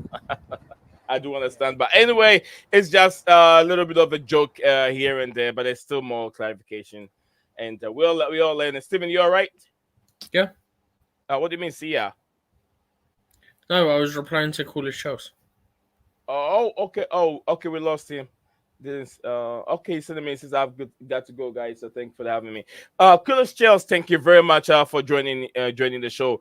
And like I said, guys, if you're watching live, Coolest Shells is right there in the comment section below. You see beginning of the comment. You can go back a little bit, click on the three dots, go straight to his channel and subscribe to his platform. Let us know. Okay. Surely. All right. So Steven, what is going on with is Liverpool guy that has been taken away from BBC? I mean Tottenham guy that have been taken away from BBC. I forgot his name. Don't actually know. There's no actual report of what exactly he did. It just said like improper behavior or something. It has to do with bad pictures or something. I don't know. No. Don't know what it is. We got no clue what it is. Because it doesn't really make sense what they're saying there. Doesn't really No. What they're saying, so it's actually easy to explain. So it's not an issue. So we don't know what it is, but what they were saying is, essentially, they were saying, right. strangely has a hold on, Steven. For the sake of the viewers and listeners, can you really explain who we're talking about and what is the issue? Yeah, Jermaine Genius has been fired from BBC, so Match of the Day and The One Show, for, I think it was reported as improper behavior, if I'm not mistaken. Okay. But there's no actual report on what he did, so we don't know that yet. But the thing about the pictures was they were saying like last year he posted like 70 odd pictures or more than 70 odd pictures, whereas this year he's not posting anywhere close to that. So they're saying he's not been as active on Instagram. That's what they were saying. It wasn't saying that he posted pictures and that's why he got in trouble. They were just saying that he's sort of gone like dark on social media. He's not really posting. I don't get it. If he hasn't posted a picture, what does that got to do with BBC taking him off his job? What I'm trying to say, my question is, no, it's not related to that. It'd be related to the exact thing of the improper behavior. So something must have happened with, I presume, a member of staff or something. Okay. All right, so that's just by the way. If you guys are watching and listening, there was a breaking news earlier today regarding an ex, who I think an ex Tottenham player called Jermaine Genius has he's been fired by the BBC and they're taken off air from both match day and one show following complain about improper behavior reported by the Sun. So that's some updates. I'm trying to see if I can get this picture on the screen so you guys can get it. Let me. I don't want Guys, just a quick question. Do you know if the game? I've been looking to see the games on TV. It's on it's on the club website. You have to pay it, like £5. Oh, it's that Yeah. one. I had a feeling it was to do with that. Okay, For no some worries. reason, TNT aren't showing it, even though they normally show it. yeah. Nah, that's all right. I don't. That's fine. I've got it anyway, so I don't need to actually pay for that. So that's okay. That's cool. They want to milk the cow. Yeah, they want to milk the cow, man. They want Wait, to how milk you the got cow. it then? Huh? How you got No, I've got what do you call it, mate? I'm probably you got gonna one of them things. I I got one as well. I don't know what it'd be on. I don't think it's anywhere in the world. Yeah, guys, if you're watching live, this was the news that we Oh, were just Jermaine talking about Genius. earlier, and Jermaine Yeah. Genius, and that's a report from the BBC. Wow. So if you don't know the guy, that's him. Very handsome guy. But yeah, He didn't have to have a chat. No, he didn't have to Apparently, have when it came out that he'd been fired, he was live on Talk Sport. now Was he's he? live. I had him. Yeah, Yeah. he started Was the. he? I presume he'd already been made aware, but it's just funny the fact that it came out as he was live. Did- But he was doing a did- call-in show as well. So I saw someone post, "Oh, please, can someone be a hero and call in and just basically be on the wind up Steve, about it?" You Steven, see, Jermaine, why were you fired from BBC? Can you Yeah, did he- explain it? Did he have a melt? Did he also have a meltdown about Chelsea situation? He got completely angry and swore and said things I that don't he know. should have not said. He would no, but I'm only joking. I was joking. No, I don't think. To be honest, I wouldn't be surprised. Yeah, mate. Hope not. All right, guys, keep dropping the like. We're still looking for updates on Romelu Lukaku and Victor Osimhen. We are still live on Blueclouds Media YouTube channel. Big up to my big brother, GFC Big up, Gavin. Big up, brother. Gavin, man, Big up, man, big soft. up. It is big up, guys, and the building. Big up to yourself, and guys, I have pinned the link to the channel. Wherever, if you have anything, we got 25 of us watching live on this program on this channel. So if you want to interact with us, feel free. That's why the channel is there. We discuss. We want to know what is in your brain. Come and share that with us. Come on, click on the link and drop your 2 cents on this platform. We love to want to interact with you. We want to do that. The channel is there. It's been open. We're not begging. We're not really begging, but we No, want to talk to you.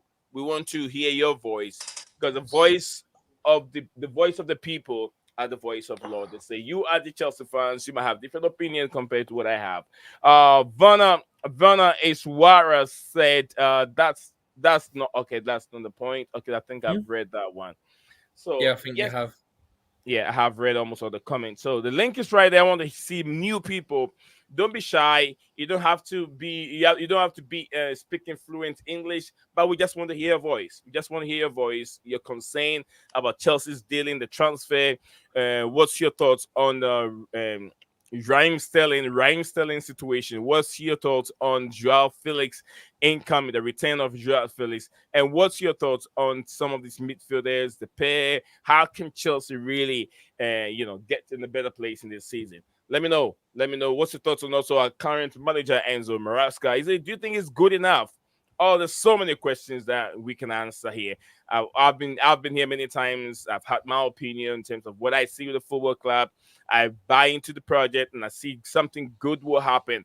It's just a matter of time and when it's gonna click. Yeah. But I see something that a lot of people might not see. But also, it doesn't mean that these owners are holy. They are doing something wrong, and I know they have rectified. They've seen it, and they will correct it. They're just human. They've been here for 3 years, not 5 years, not a decade, like Roma did. Roma was here for a long time. He was very, very, very ruthless. He bring in so many players that will make the club successful, and he did what he have to do at that time. And we have to remember, during the time of Roman Abramovich, things were a bit different from now. And this same club we will be, from what I'm reading, Chelsea is going to be sunshine, where Chelsea will not have. Well, that's a sunshine. Is that the right word? Kind of, yeah. Yeah, I mean, yeah, You something like think that. Chelsea might be getting a transfer ban? Yeah, might be getting the transfer ban. I said sunshine, but probably it moved Basically towards the same. yeah, basically. So, like I said, guys, please.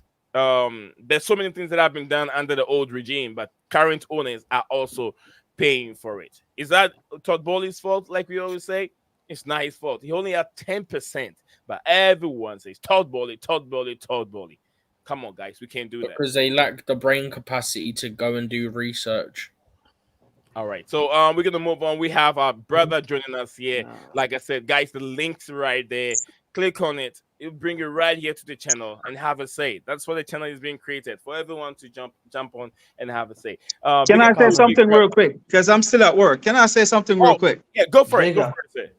I just want your guys' take on everything that's going on, because everyone is saying Chelsea is having madness going on. But if you check it out, right? Yeah. All these teams that's right there, on the that's in the top 6, right?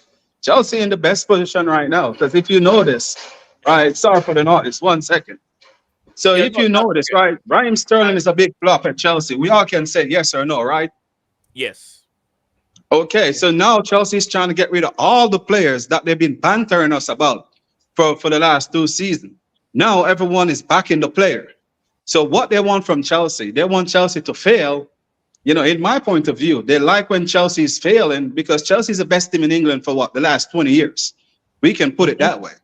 Chelsea is one of the teams that in England that can say if they'll win the Conference League, they're the only team in the world to complete football. So European trophies, you mean, brother? Yeah. yeah. So why they keep on bantering? Why they keep on bantering us? Because we're trying to get rid of players, and so we're mistreating players. Arsenal did the same thing. So why no one talk about it? That Mikel Arteta did the same thing. Bro, they did it Enzo with come us. out. Sorry. Yeah, I'm gonna go back and listen to you guys. But Enzo come out, right, and he said, and he being a man, he's been bold and brave. They complain about that he's too bold. But last season, more Pochettino give us Too all soft. these crap, and we on the media take it and they smile with it, because they have a man that come in the media and make them happy. But now Enzo is coming out and not giving them what they want. So now Chelsea is in a madness. I can't understand, these rival and some of these Chelsea fans, man. Like, it's getting ridiculous. Thank you, guys. That's what I have to say. I'll go back to listen. I'm still at work. Thank you. Big up that guy. Big up DJ. Yeah, Big up, brother. big up, Gavin. Big up to you, brother. Big up. Yeah, he's joining the stream all the way here in Virginia. Yeah, he's in the Yeah, I States. know. So yeah, I understand he's at work, because it's 1:42 in the afternoon right now, around 42. So I understand definitely he will be at work. So yeah, big up to my big brother listening live here in the United States, Virginia to be precise. But look, he raised some more points. If Chelsea wins Europa in the Conference League, it means that Chelsea have complete football. Every trophy we can talk about. What's Steven? Again. Okay. We've done it once. If we win the Conference League, we do it again. We've done it again. Yeah. So, I mean, Arsenal did the same thing, just like you said. Arsenal did the same thing with Ramsdale. The number one Arsenal done goalkeeper. it with Mesut Ozil as well, bro. You see, the embarrassing thing would be here for art. This, I'll say one thing, right? I heard an Arsenal fan the other day call us a tin pot club, right? And I was looking at, I'm thinking to this guy. It was on another stream, and I thought, you're calling our team a tin pot club, right? What have Arsenal done recently? I'm just saying to myself, what exactly? How are we a tin pot club? If you're going to actually look at it from this way, right? The only thing that Arsenal probably beat us on, I probably would say, forget about. In fact, I'm not going to even talk about the old Barclays League division days, because we're talking about the Premiership format, how it is right now. The Premiership format, how it is now. Forget the old and Barclays League division days titles or whatever nonsense people want to throw at Chelsea fans, right? Okay. Bottom line is okay. Arsenal have only won the Premiership in this current current format. I think it's 3 times. Chelsea have won it 5 times, so they're 2 behind us on that. In terms of European history itself, they've got no history whatsoever. The only thing they've got is 1996. They won the Cup Winners' Cup when Alan Smith scored that only goal for them, and they won that. Didn't Wow! they also You win won the that Cup Winners' Cup. weird cup as well? What was the other one? Into City's Intertoto- Fairs Cup or some BS? Was it Intertoto Cup? No, Is that there the was one? one called Intercities, wasn't there? Or some Either yeah, or one or something like both that. of them and Spurs have won. They're But celebrating it Emirates don't Cup. mean anything. Emirates Yeah. Cup. But the Don't annoying forget thing the of all Audi Cup. is the Audi Cup. That's Tottenham's favourite one. You know, I love to banter Tottenham fans. Like, yeah, we won the cup. Yeah, you won Emirates the Cup, Audi Cup, man. Audi Emirates Cup. Can banter Well done, both bro. sets That's of big. fans in one. That's big trophies, man. Anyway, They're going big back to time what I was saying. Yeah, you know what? When Tottenham actually won the Audi Cup, I was hearing them. They acted like they won the Premiership title, man. The way that all the fans were acting, it was unbelievable. It was shocking, really. It just shows you how far down that club has gone. Going back to the whole situation of Arsenal fans, right? They come at Chelsea fans, right, about the whole situation about the. Go and win yourselves the Champions League before even talking to us. Yeah, you guys haven't even done that. Forget about the Champions League. What about the Europa Cup? Go and win that. Yeah, you've got Lineup's guys out, haven't by even the done way. that. Is it out? Who we got? Jorgensen in goal. Yeah. I'm trying to find. Well, I've got it up, but it's in number order, so you have to bear with me for 2 seconds. But Yeah. Jorgensen, Disasi, Tosin Adarabioyo, Badiashile, Vega, Caicedo's captain, Dewsbury Hall, Nkunku, Mudryk, Neto, and Mark Guehi. They were saying something similar. I think that was a similar lineup that was actually put on X. Someone put that kind of lineup the other Guys, day. if you're watching live, let me say this real quick. If you want to watch the game and you're having a hard time trying to find a place to watch the game, I'll just share this with you. This is a website that I use to watch my game. You're going to get in trouble. No, don't do it. No, I'm not watching the game. There's no game there. You get what I'm saying? There's no game. Yeah, I'm not showing the game. I'm just showing them a website. So some people will be asking, well, how do you watch the game? Because this game, I don't think is going to be on multiple platforms. You get what I'm saying? No, it's only the club website, literally. Club website, yeah. Yeah, and you have to pay like $5 or maybe $6 to watch it. That's. I think it's about $4. I've just realised that means Disasi's at right back, by the way.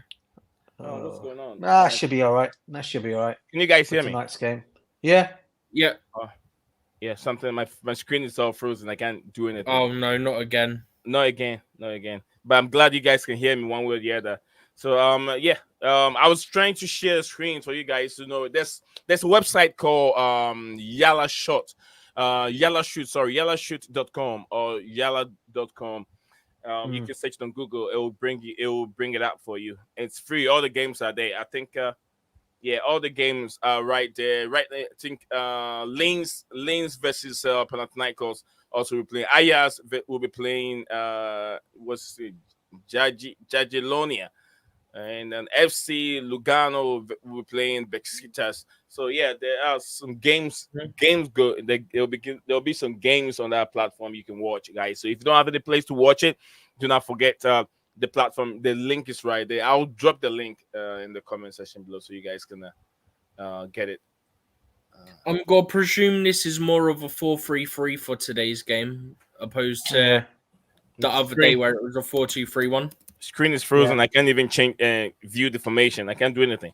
It'd be a 4-3-3 on paper with Jorgensen in goal. I'm getting my website up that I use for the tactics. I'm gonna set it up.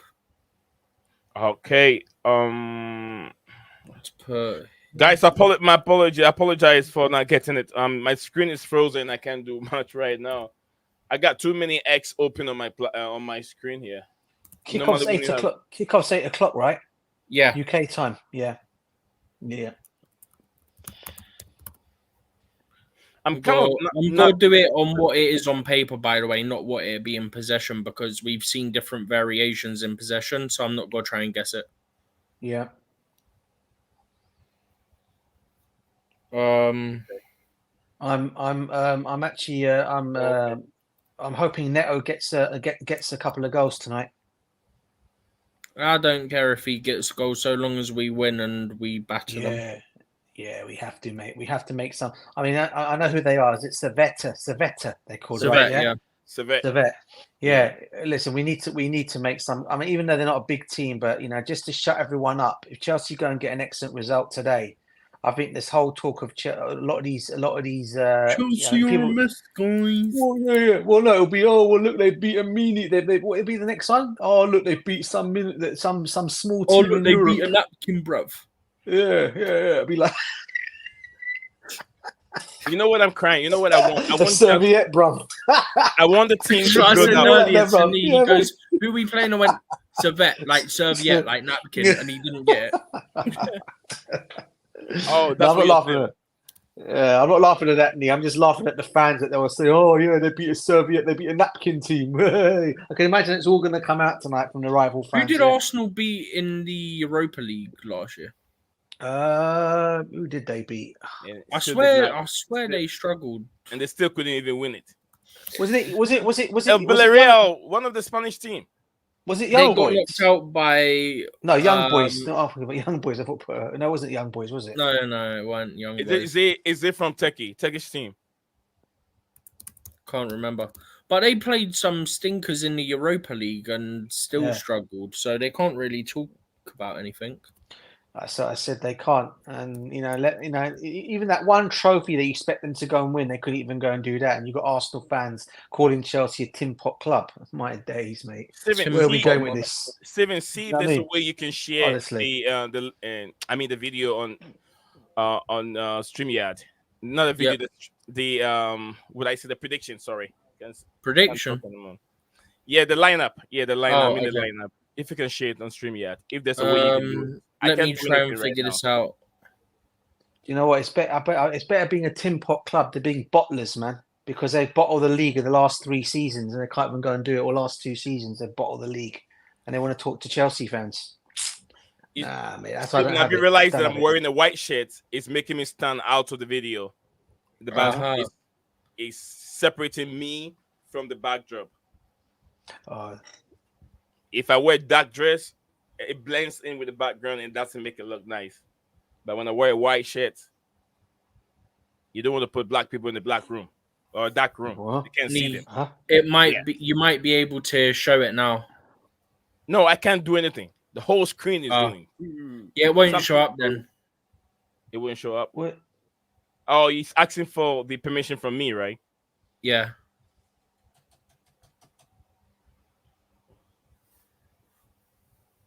Oh, something is going on. I don't want to restart. Okay, then just dig yourself. Can you guys take over for a second? Let me see what's Yeah. What I'll do for now, I'll close this and then hang on. Guys, I apologize. Let me get myself back again whilst they are there.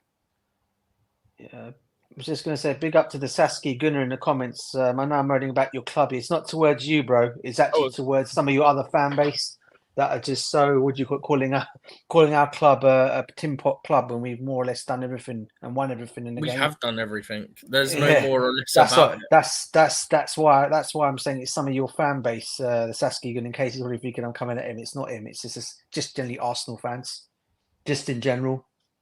Like Liverpool fans, I don't get their agendas when one's being rejected left, right, and centre by players that don't want to go there, and another club is not, he's bottled the league in the last 2 seasons. So, do you know what I'm saying? I don't know where you go with that. Okay, we had our struggles for the last 2 seasons, but the one thing I'll tell you this right now: we don't bottle the league when we're like games. You know what I'm saying? We never bottle the league, so yeah. DJ, anyway. We don't bottle signings either, mate. Nah, we don't bottle signings either, bro. You're right, spot on. It's spot on, bro. And this is why I keep telling people, come at whatever people want to say about Chelsea and the situation we're in. I've always said it about these owners as well. I've got no what you got towards these owners, and for me, they've got a lot to prove to me still, and I'm not for them at all. But what I will say is I'm for my club, and always by my club, and at the end of the day, regardless what people want to think about us, even before these guys came, we have been the most successful club in the last 20 years. That's won everything in the game. Whether people like to accept that or not, it's just bare facts. So people don't want to go with that. That's their issues, man. That was nearly a really dodgy ad tab there. Oh, the So, one of yeah, I those. saw that. Yeah. Oh, one of those pop-up things. I was trying to. Anytime you click on something, if you're not careful, something. Yeah, will you pop up. don't want to do that. Do you Yeah. want me to do the screen share thing, or you? Okay. Lucky for me, it's not anything scary. Don't All right. risk it So anymore. yeah. Like I said, guys. So if you trying to find a link or a place to watch this game, this website, and I'll take the link and I'll share it there. You guys can use it. It has. You have to allow your pop-up to be able to watch it. The Chelsea game will be right here. That's Chelsea game. That starts very soon. They said it starts very soon. You have the It Celtic kicks game off there. in about an hour. Yeah, so this game is already, they're playing this game. The games are already going on. Mhm. So the other games there you can watch. If you want to watch the Chelsea game, With yes, Shamrock, man. I'll send the link there, guys. You can click on it. You can bookmark it and save it. Save it. Mm. Mas said rebooted me is reboot. Yeah, I don't want to reboot it. What I did is just alt control delete, and because I think Google Chrome just crashed. So what I did is just end that one and restart it all over again. So that's what I did. Nicely, Zion, I think the lineup are available. Thank you very much, Phantom of Mini Topic. I appreciate it. I'll put the lineup on the screen here in a second. Steven, if you want to do it again, Or if you want me to do it, yeah. See, if you click on that, see if it opens it up with the way I've set it up, or if you would have to do it from scratch. From where? Where do you want me to do it? Discord. Huh? Okay. Discord, right? Okay. Yeah, because if it opens it with the way I've set it up, then perfect. If not, then I'll screen share. Yeah, it's taking me to Twitter. Don't worry, I'll download it from there. Yeah, X. Yeah, it's taking me to X. No. The most recent one, the tactical board link. Oh, okay. I was like, why is it taking him to Twitter? I didn't send no Twitter link. Okay. Oh, what do you want us to do? What do you want us to do? I've already set it out. If it shows it up as set out, then let me know. If it doesn't, then I'll just screen share from my end. No, it wants you to do the whole thing again. Saving screen share from your end. It'll be better. Yeah. Hey, what's Jermaine doing? Whenever I see this video on this timeline, I have to watch it again. What's Jermaine saying? I'll share that later. All right, Steven. Share it. So let's see the tactical lineup. The Sasuke Guna man himself. Guys, I've shared a link there. And everyone there that wants to join us, join us on the show. Come on. Guna man, Sasuke Guna. Click on it. It says I thought Dan would jump on, bro. Did he not send you an email? Did he not send you a message, bro? Was he asking to come on? No, not email, bro. I mean a Twitter, an X, on a message on X. No, I didn't see anything from Dan. Okay. Yeah, Dan said he sent me something, but I didn't see anything. All right. Cool. It was Coolest Chest that sent me a message. He wanted a link so he can come on. Yeah. Seen. Okay. Steven, I see what you're sharing. Okay, it's now on the screen. All right. Okay. Steven, take us through the tactical board. Hey, Phantom is here. Bear with me because my thing's lagging at this moment.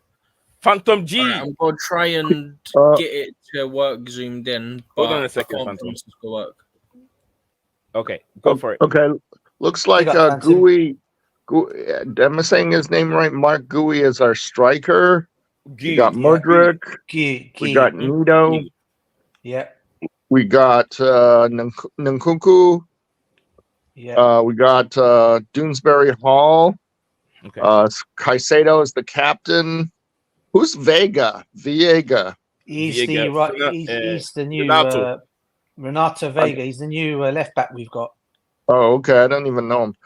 Betty Shield, Tosin, the Sassy, and Jorgensen. Woo! I like Jorgensen being the goalie over. 100%. It should be. I'm gonna predict 3-0 Chelsea today. That's what I'm predicting. Because I'm pretty good at predicting Conference League games. Just Conference League games. Just Conference League games. I have experience with this because I followed the Conference League when Roma was playing it. So Yeah. So I'm pretty good at my record and predicting Conference League game is pretty good. So, anyways, I say 3-0 Chelsea today. I don't think we play Conference League game under Roman. We play Europa League game. No, because the No, conference. no. You're not listening to me. I was Conference listening, League is but I a did new not thing. get you. Yeah. During AS Roma, when Mourinho took Roma to the Conference League, I followed those games. Mourinho, I thought you said Yes, Mourinho. Mourinho. That's what I'm saying. Oh, okay. Yeah. Maybe it's the audio that's that has a problem. Maybe. Mourinho. Is that the one when West The Ham? special one, and Tammy Abraham and all those players. Yes, and I was pretty accurate with my predictions on the Conference League, and I said that Mourinho would win the Conference League, and he did win the Conference League. So it was very exciting. I mean, so you know what? Chelsea lacks this trophy. Did you guys realize that, right? Chelsea doesn't have this trophy. It's a new competition. It's a new competition. So Chelsea doesn't have this trophy. So you need to win it, and I think it's going to go 3-0 today. It's at Stamford Bridge, right? Yes, sir. Yeah. So there's absolutely zero excuse that we should lose this game, right? Yeah. No Mhm. excuse. Yeah. Why is it? Oh, I've put Neto twice by accident. I've only just realized this. Seven, when you're ready, let us know so we can let you go take us through the take our board. Yeah. Okay, so I just got to change this one to Nkunku, and then we're good. All right, Phantom, Okay. go ahead. Yeah, I said my piece. I'll sign off and just be in the chat. Thank you. Anyway, Phantom, how are you doing? I made $55. Is that what you mean? Yeah. How's the stock exchange and everything going? I think Phantom froze for a second. Go ahead, Phantom. I think Phantom froze. We lost Phantom, but thank you very much, Phantom, for joining us here. Before Steven come in, help me out with his name. Takula. I hope it's not Tequila, but yeah, Takula is the name. Big up. He said a good evening, sir. What am I trying to know? What am I trying to know? What I'm trying to know is that what now changed their finery by Osimhen. I'm not sure I understand what they mean. I think he's trying to say is that has Chelsea changed their mind or trying to finally get Osimhen? I'm sure that's what he's trying to say. My brother, come again. Rephrase the comment. Rephrase the comment and come again. Okay, it's good evening. Good evening, sir. What I'm trying to know is that now change the finery by Osimhen. Finery by Osimhen. I think, I think he's more or less trying to say, have Chelsea changed? I don't know if he's trying to say, have Chelsea changed their stance on Osimhen or changed their mind on Osimhen. Yeah, I think. Yeah, I think we're trying to understand you, Takula. Takula, thank you very much for joining us here, guys. So we've done 50. Hooray! You guys are legends. You've done 50. We were, I think, some breaking news, guys. Said earlier that we were at 40 quite early. Oh, someone did. Yeah. Some breaking news. Great job. I don't know if you guys know. It's nothing to do with Chelsea. Is that Brentford signed Sepp van der Berg from Liverpool? Oh, that was happening earlier anyway. All right, Steven, take us through so we can hop off. Take us through. We got 3 minutes. I'll try and be as quick as possible on this. So, yeah, obviously, it's quite obvious what's going to end up happening here, right? You've got Jorgensen in goal. You've got the Sassy at right back, Tosin right centre back, Badiashile left centre back, and Vega at left back. You've got Caicedo, Nkunku, and Dewsbury Hall as your 3 midfielders in a 4-3-3. Okay. You've got Neto and Mudryk as your 2 wingers, and then you've got Mark Guiu up top. This is what it would be on paper, right? We understand this is on paper, right? Right. In possession, what's most likely to happen, given that we got 3 natural centre-backs, Vega comes into midfield with Caicedo. I'm just going to move it so that the names are clearer just to make life easier for everybody. So if I shift Badiashile to there, Tosin to there, the Sassy to there, then Nkunku and Dewsbury Hall come here, and it's kind of like a 3-2-4-1 in possession. As I've explained before, at times Jorgensen will be used as like an extra centre back in possession, just because it helps you with numbers, right? Yeah. Because obviously, if they're pressing, say they press 2 players, you've got an extra man you can have as an outlet. But yeah, on paper, it'd be like a 4-3-3. In possession, it'd be more of a 3-2-4-1. And Vega would be the one coming into midfield because he's someone who's played DM, centre back, and left back, but the other 3 all your natural centre backs. So it wouldn't make sense to have one of them either try and overlap or to come into midfield. It just wouldn't make sense. So it means that he'll be inventing Disasi. Is Disasi good enough to play in that? No, Disasi will be going into centre back. So who is that on the right hand side? Who's down there? 25, number 25. 25 is Caicedo only. Caicedo, okay.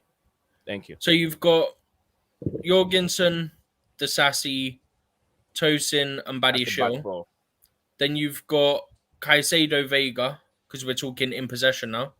Okay. Then you've got Neto, Nkunku, Dewsbury Hall, Mudryk. So you'll have Dewsbury Hall and Nkunku using those half spaces, basically, which is something that fits Nkunku absolutely perfectly. And then obviously up top, we got our young 18-year-old Spaniard in Mark Guy, who hopefully get a couple of goals. Yeah. So, guys, what do you make of this tactical board and how the way Chelsea team is being shaped in the attacking role and then in the defense role? We got a good bench as well. We got a good bench. Yeah, the bench is good as well. A strong bench. Yeah, I expected that kind of lineup, to be fair, Nee. Like Stephen said, I hope we can get. Obviously, I'm hoping we'll get a result tonight, which we should do. But that's not a bad lineup. Hopefully, Gui scores. Got a couple of goals tonight, and I obviously want Neto to bag some goals and Nkunku. Almost everyone from that front line to bang in some goals to get them some confidence, bro. Just smash them and just put some. Just smash them, mate. Just smash them, bro. Yeah, mate. Just smash them. You know what? For me, right? Yeah. For me, I would have played Colwell still, just because. Actually, would I? No, I wouldn't, because I wouldn't play Fofana because Fofana needs rest. So actually, I wouldn't, because the point would have been to build up that connection. But I would have gone Josh at right back, gone Vega at left back, and then I would have gone Tosin, Badiashile. So Disasi wouldn't be in my team. That would be Josh instead. Yeah. I would have gone Caicedo, and maybe I would have gone for if Casada is in the squad, then I would have gone for him. I can't remember if he was on our list or not. If he's not, then obviously you can't. But if he was on our list, I would have gone them two. But how about Chukwuemeka? He's on the list, isn't he? Yeah, no, I would have had Carney playing, but I think, was he injured or something, or ill or something, wasn't he? I think he had a bit of a cold. Or I think it was a cold. I don't think it's an injury. That one meant to move that much. Yeah, I think he was ill or something. I think it was him. I know there was at least one player that was ill. Yeah. But, yeah, I'm not going to complain about this. And then, obviously, on the bench, you've got Sanchez, Bettinelli, Colwell, Gusto, Cucurella, Lavia, Enzo, Madueke, Palmer, and Jackson. So hopefully we won't bring too many of those off the bench, to be honest. We shouldn't really need it. I mean, guys, I know you guys have seen the lineup, but if you're watching and haven't seen it, we're gonna take you through again. Steve, you want me to do it, or let's let DJ take us through the lineup? But I'll be honest with you, bro, my screen is not as big. I'll let you guys do, because my screen is not as big, bro. I'll let you guys do, because you've got a bigger screen than me. I can't see it from here. I'll put it back to what it is on paper. So it's Jurgensen. There you go. All right, we have a Chelsea starting 11 against what's his name again? And Savet. And Jurgensen, number 12, it will be the goalkeeper. Disasi right back, Tosin right left back, and right center back. Sorry, we have number 5, Badiashile, left center back. We have Viega, who will be playing the left back role. Caicedo in the middle, Dewsbury Hall also in the middle, Nkunku in the middle, Neto in the middle. Neto on the left-hand side of attack, Mudryk Not Modric. Where's Modric? I don't even know. Mudryk, yeah, he's a left wing me. Left wing. Neto's on the right hand side, right? So that means Neto on the right Neto hand will be on side. the right, Mudryk will be on the left. Modric on the left. So Neto plays both positions at the same time. Then we have a young Spaniard from Barcelona, Chelsea signing this season, Mark Gui. Then the substitutes, you have Robert Sanchez on the bench, Bettinelli, 2 goalkeepers on the bench. We have Cowell, Gusto, Mark Cucurella, Lavia, Enzo, Maduiki, Palmer, and Michael Jackson. It will be there. So, guys, so that's what we have for you guys. But if you put this formation on the pitch, this is what we are looking at. DJ, you want to say something? Yeah, I was just saying, Mudryk. I hope Mudryk tonight, man. I hope the guy has a good game tonight, so he gets all the people off his back. The guy doesn't deserve the hate he's getting at the moment, so hopefully he'll get a lot of them off his back and he can score some goals as well tonight. Phantom of Minotop is wondering if I'm gonna do a game live show. I mean, Steven, what does the game start? An hour to go? 50 minutes, 5-0. All right, guys, we're gonna end the show here, and I'll be back for a watch along. I mean, I can't help it. Let me do a watch along because I don't have anywhere to watch it. I'll be watching in the studio. If I have to watch the game in my living room, then I wouldn't do a watch along. But I know Phantom will love it. So, guys, I'll do a watch along with Phantom of Minute Topic. Anyone else want to join us? Feel free. Let's have fun. So, I want to thank everyone that have been on the show. I want to love you forever. Sasuke Gunas, Phantom of Minute Topic, Rich Moneymaker. I says big up lads. Noni on bench, absolutely. Noni Madueki on bench. Like DJ Sava, Stephen G. I always say Lil Desperandos, guys. Hang on to hope. Absolutely. I think we'll be right back. I don't know. Should I do a match after the game thing, or do I do it watch along? It's up too to much you. for me. It's up to you, but you want to do match preview? A preview. I think preview do After the match, after the match preview. Yeah. Phantom, I want to enjoy the game because when I'm doing a watch along something, like I can't enjoy the game very well. I want to enjoy the game, watch and see the tactical play, see who is thinking the pitch, and then who is being awful and all that kind of stuff. Then right after the game, we have something to talk about, Phantom. I think that would be better. Let's do it that way, Phantom. Okay. Newcastle interested in Noni Madueke, and so many interests. We're gonna have that. Big up Rich Moneymakers. Yeah, Rich Moneymakers. By the way, apparently they're gonna have Felix come out at halftime. Yeah, I see. Yeah, I don't think so. Yeah, they are. No, I don't think because where Felix is sitting, there's no way he's gonna have a game time. He's at Stamford Bridge. No, look at the picture. Not game time. They're going to put him on the pitch at halftime. Yeah, introduce him. Okay, to introduce him, unveiling young Felix. What did you think I said? Game time. When you said game time, I thought you said it was going to come. No, halftime.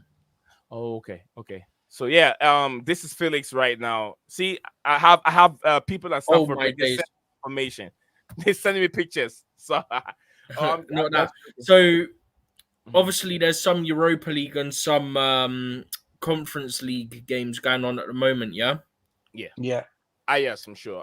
Yeah. Europa League. No, Ajax aren't. But Europa Shamrock League. Rovers from Ireland are playing in the Europa League against PAOK from Greece. Yeah. Guess who just scored the first goal of the game for the Greek team? No idea, Stephen. Oh. Abdul Babarahman. Babarahman. He's just scored 41st minute. Is it Babarahman? Abdul Babarahman. Babarahman, isn't it? Oh, Babarahman. Abdul Babarahman. Yeah. Same guy we got from like that window where we got Zappa, Costa, Drinkwater, all them. He's shit. I'll tell you, he's shit. Oh, he got disallowed. That's a shame. That's the only Ghanaian. He got disallowed.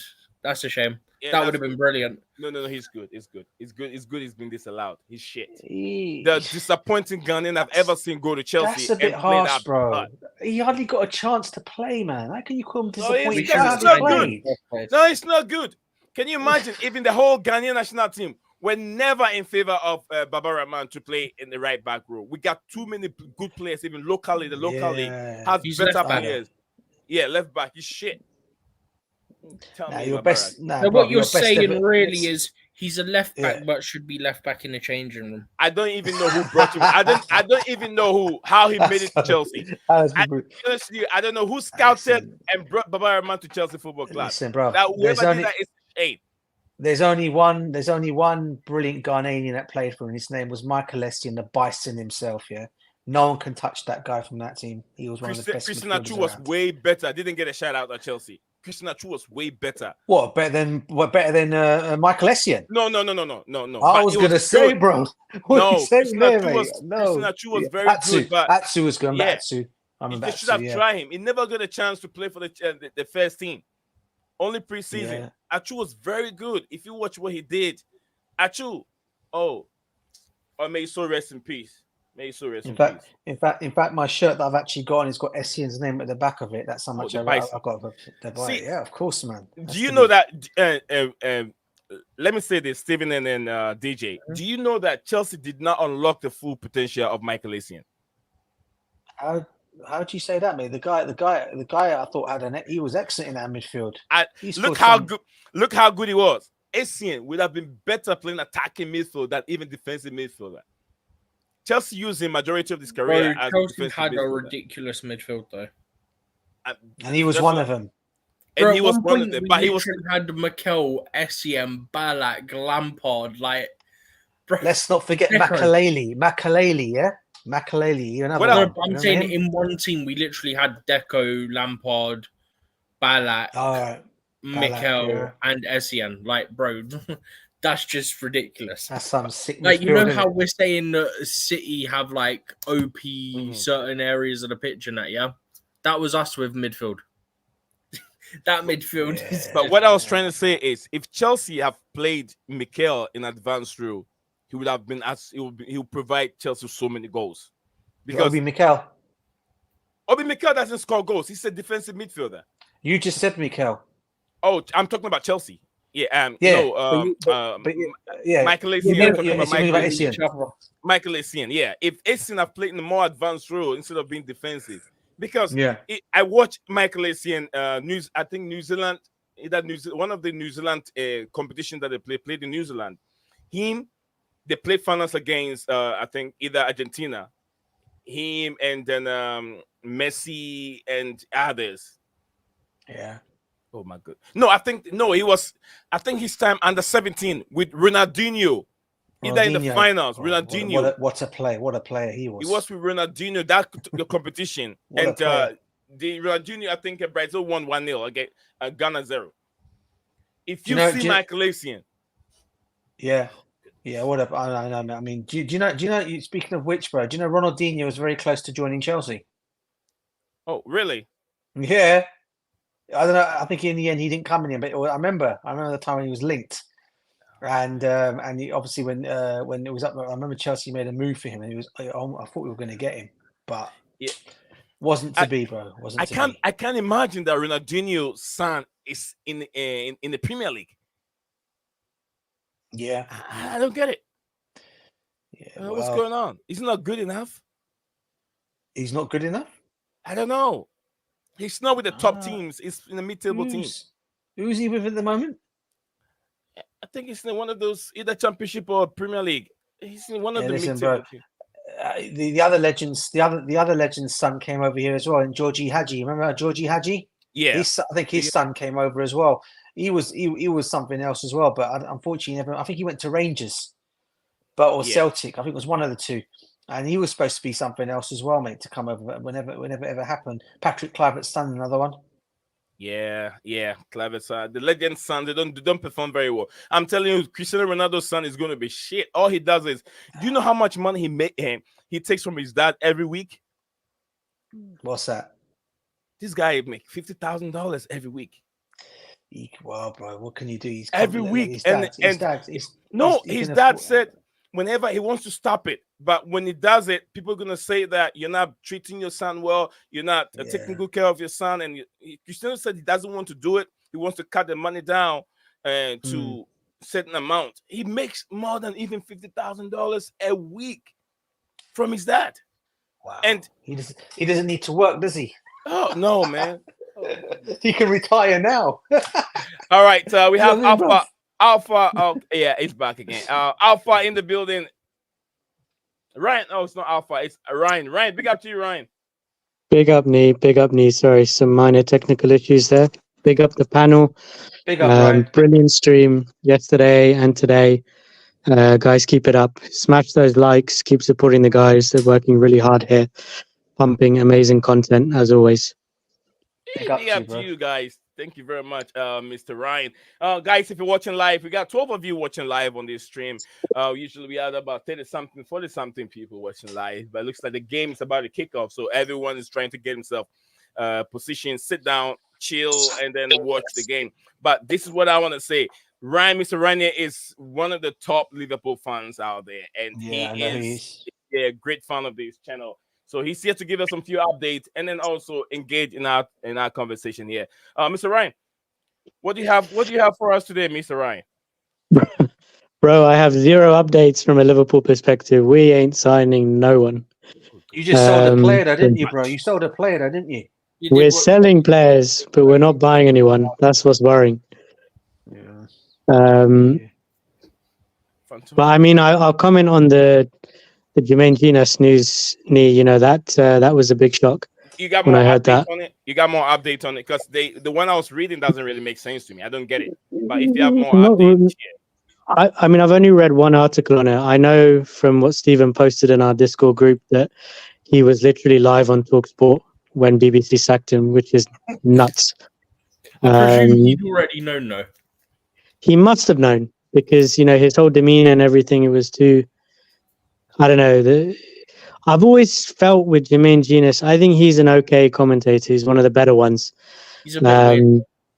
But yeah, he's a bit weird. He has this dark side. I've always had that feeling. So I'm actually not that surprised. How his text messages, you know, I don't know if they hacked his phone or this is just people working for the BBC who, you know, the recipients of his messages, someone's leaked it.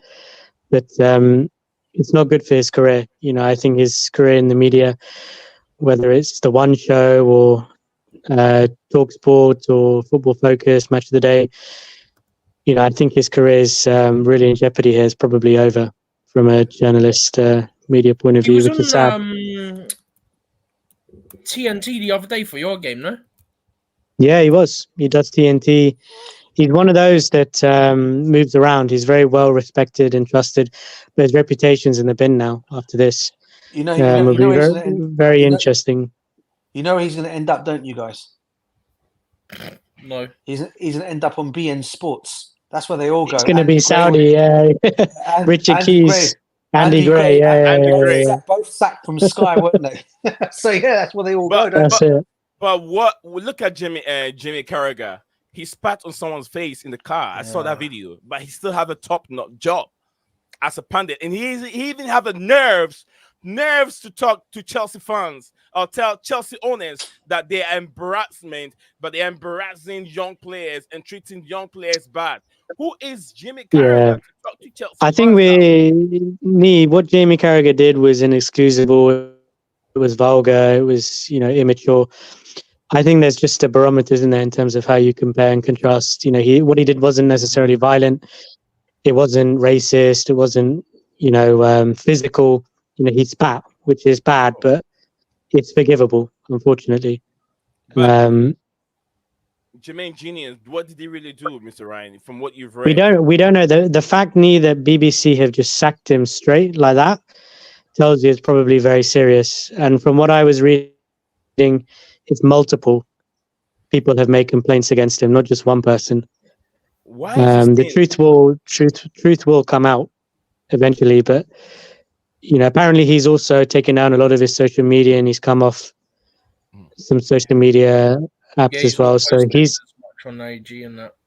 He's in damage limitation mode clearly right now. Why do we keep receiving this kind of news? A lot of the same similar programs coming from BBC.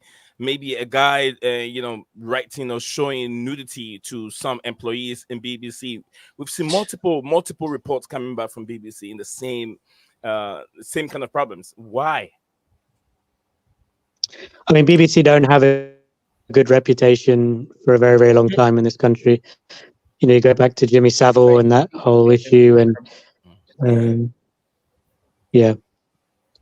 Yeah, let's not get into the Jimmy. Yeah. Yeah. Right. Just one question for you, bro. Before you go, Go for it, man. what is going on with your club? Why are you guys not making any signings? I'm not. This is not me laughing or They're disrespecting you getting guys. rejected. What's going on, bro, with your club, man? Is your owners Yeah, not really yeah, serious yeah, about okay, helping yeah. out? What's that? What's going down with it all, man? Is no one? Does no one back your Yeah. manager slot? Does no one back this guy or what? I have a feeling, I mean, we won our first game and we won it Yeah. pretty convincingly. Okay, it was You away did, to you did. Ipswich. Yeah. But to me, the forward players, they look sharp, they look good. Gravenberch played really well in the midfield.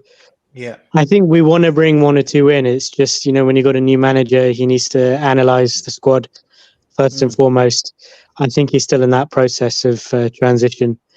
From the research I've done, the tier ones that I follow on social media, the money is there to spend. Yeah. It's just we're trying to find targets that want to come to Liverpool. I know it's a bit embarrassing to say, but we are getting a lot of rejections right now. Odd that is. Listen. I mean, don't get me wrong. I'm not. I know go on about Liverpool because I don't. This is not towards you. Just generally, I don't like your club in general. But I would have thought a club of your institution, who you guys are, I would have thought you guys would have brought you through the door. By now. And we've been good in recent transfer windows. The way we brokered the McAllister deal, we got in really early and negotiated with his agents, got that deal done before others could outbid us.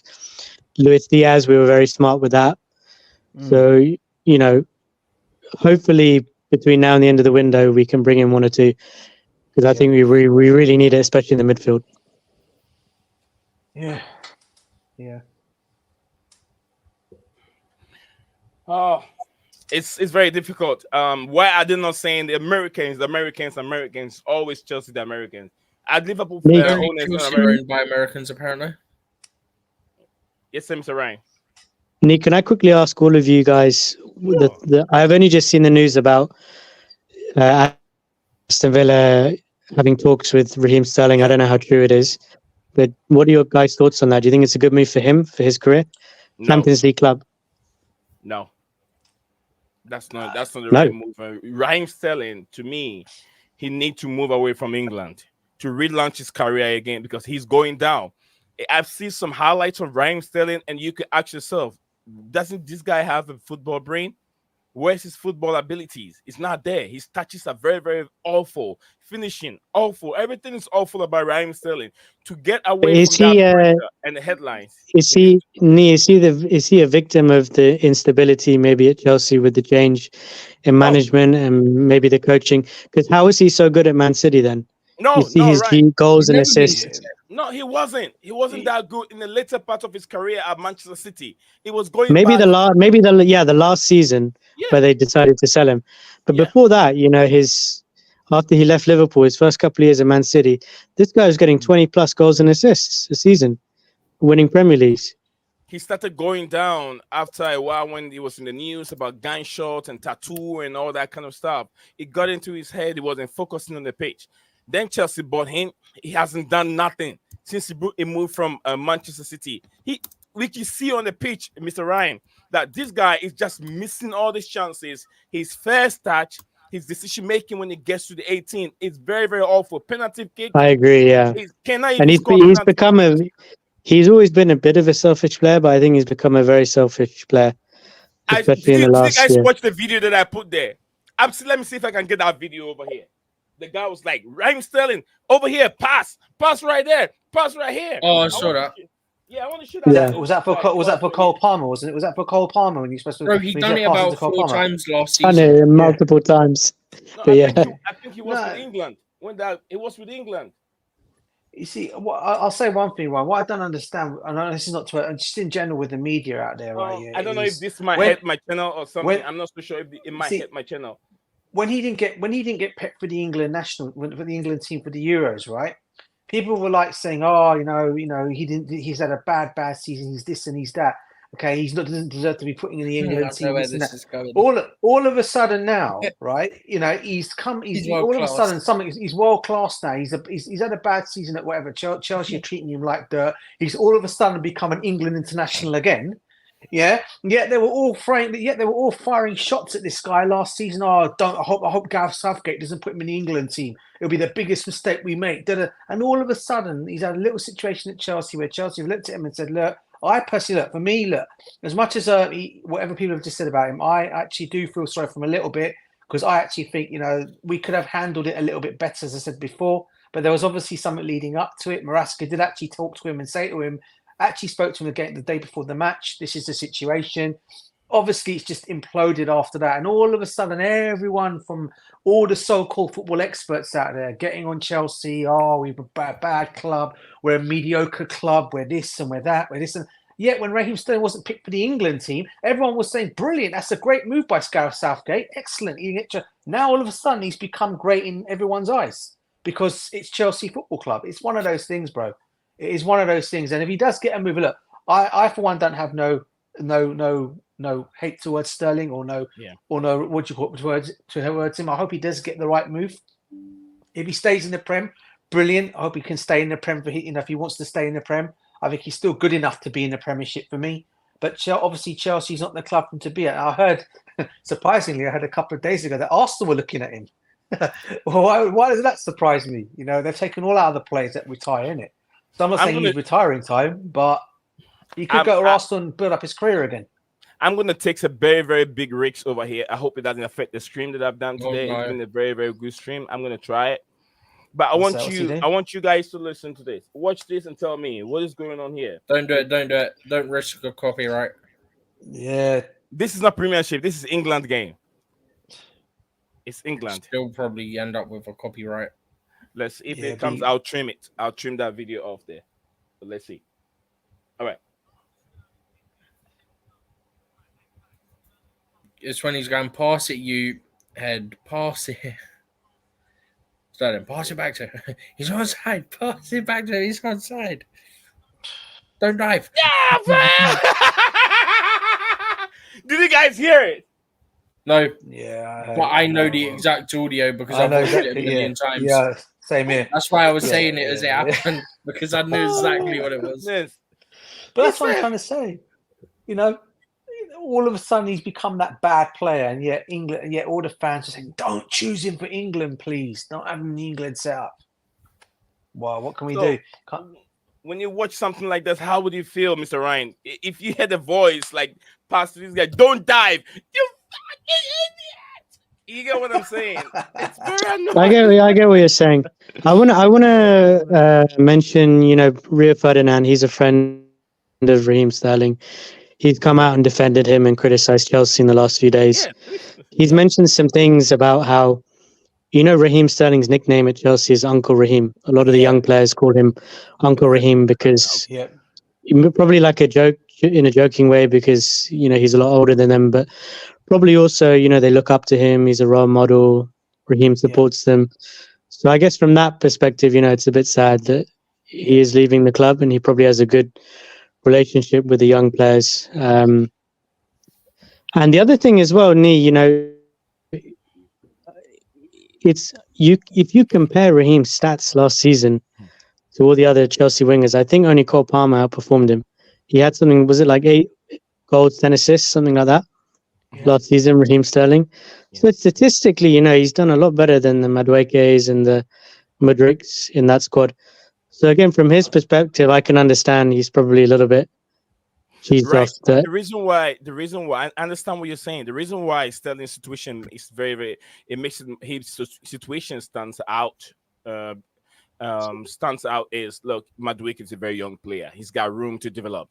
Raheem Sterling has no room to develop again. He's done developing, and at his age and his stage that he is, with all that experience, still playing this kind of football. It's ununderstandable. We can't understand it. You get what I'm saying? And it's on high wages compared to Madueke. He is on very high wages, yeah.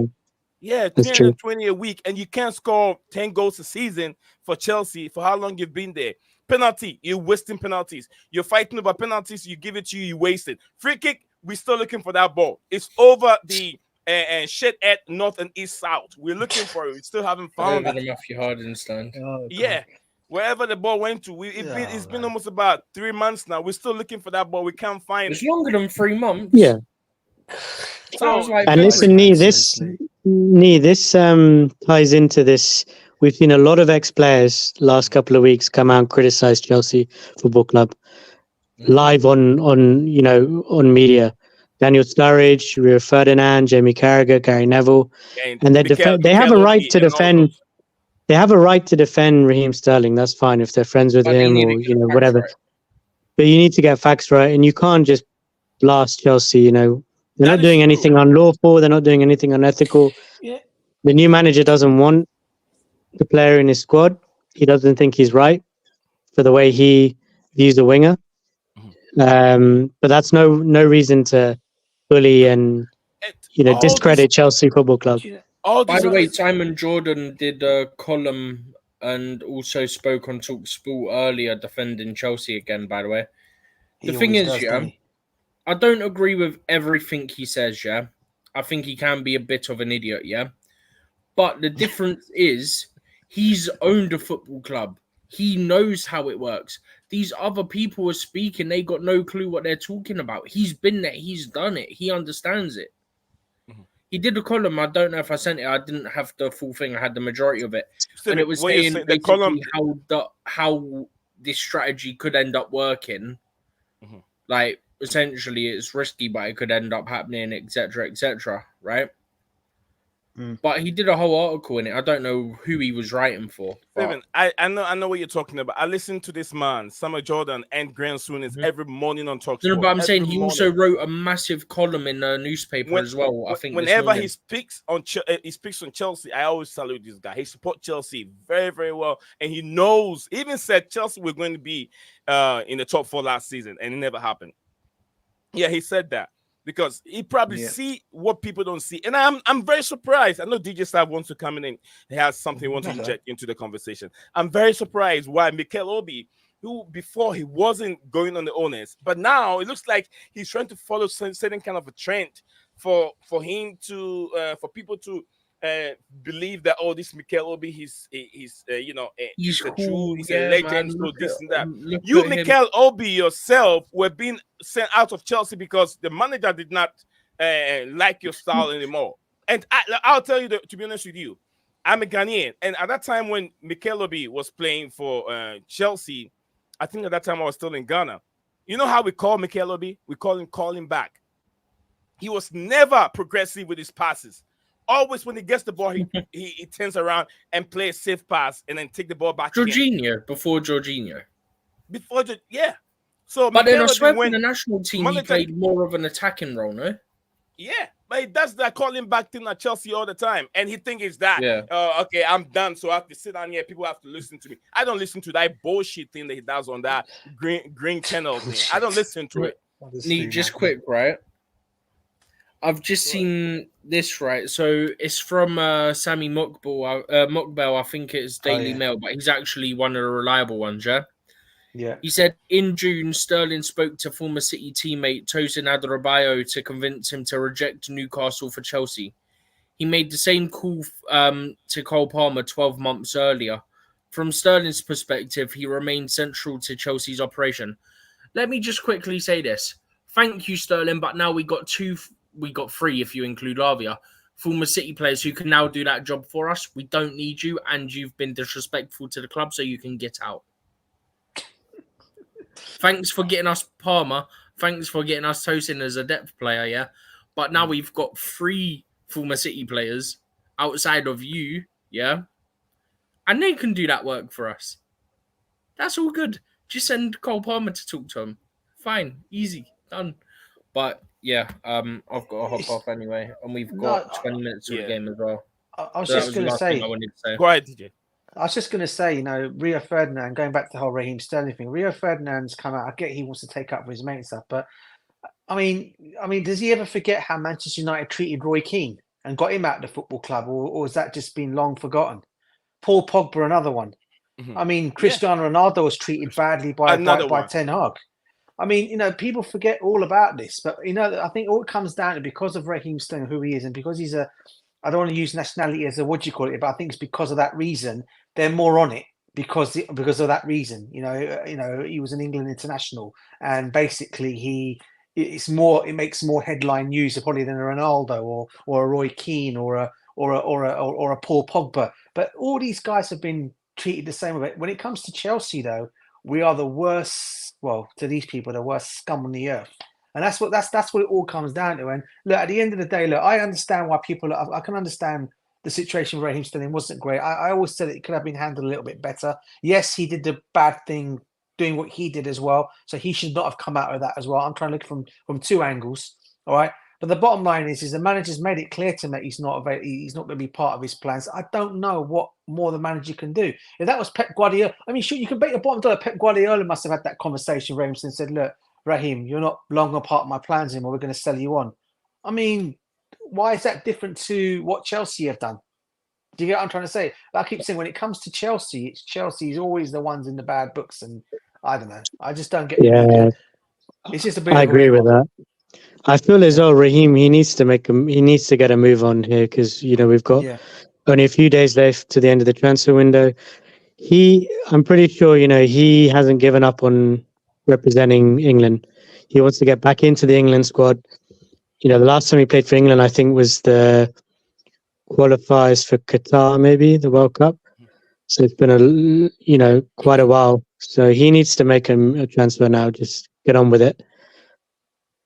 And what would you think he should go, Mr. Ryan? I believe he should go to I a. think Aston Villa is a good option for him. He gets to play Champions League football. They're a very competitive squad. Great manager.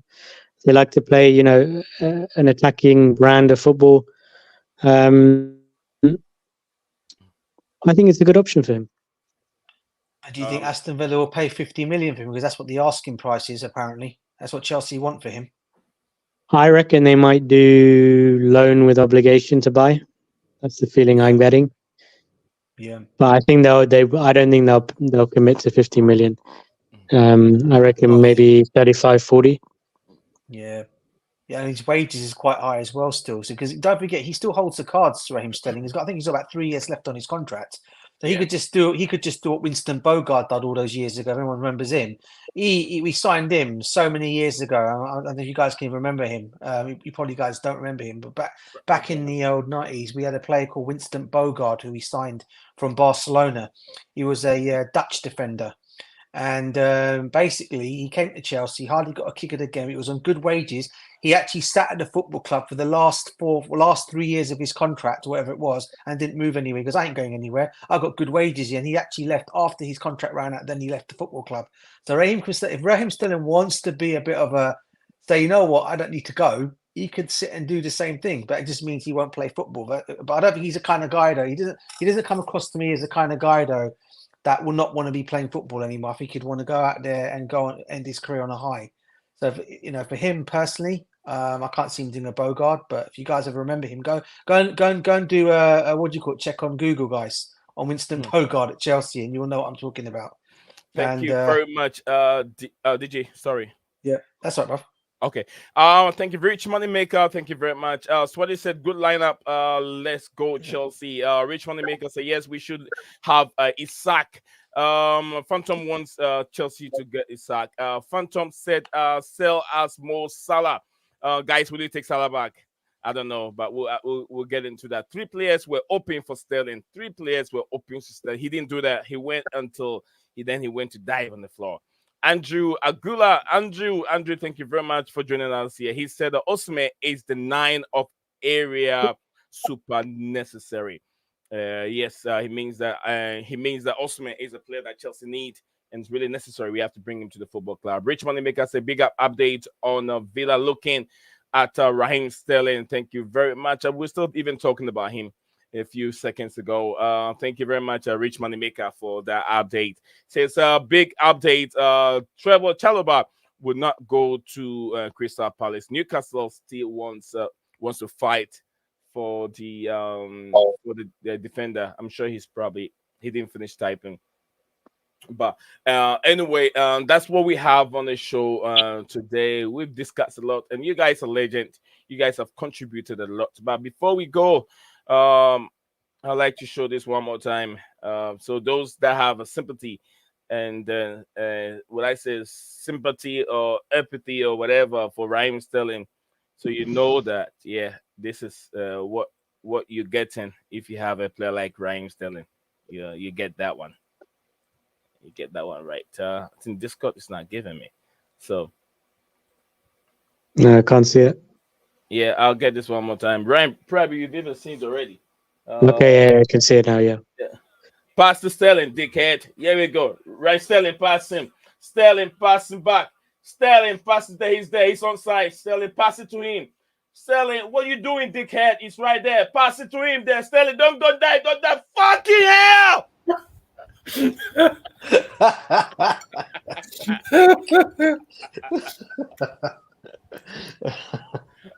Bro, you should have heard me when I was watching the final of the Euros, yeah?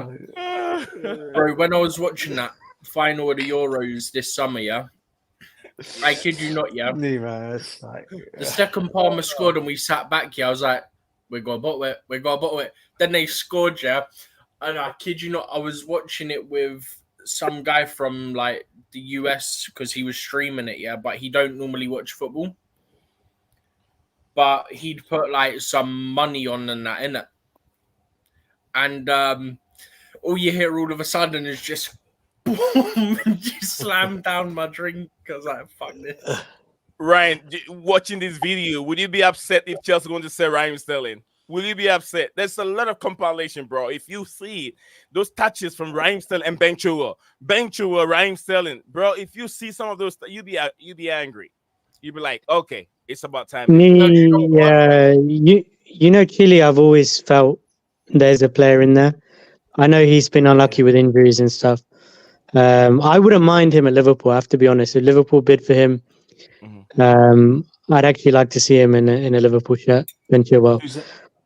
Who's that? Ben Chilwell? Chile, yeah, Chilwell.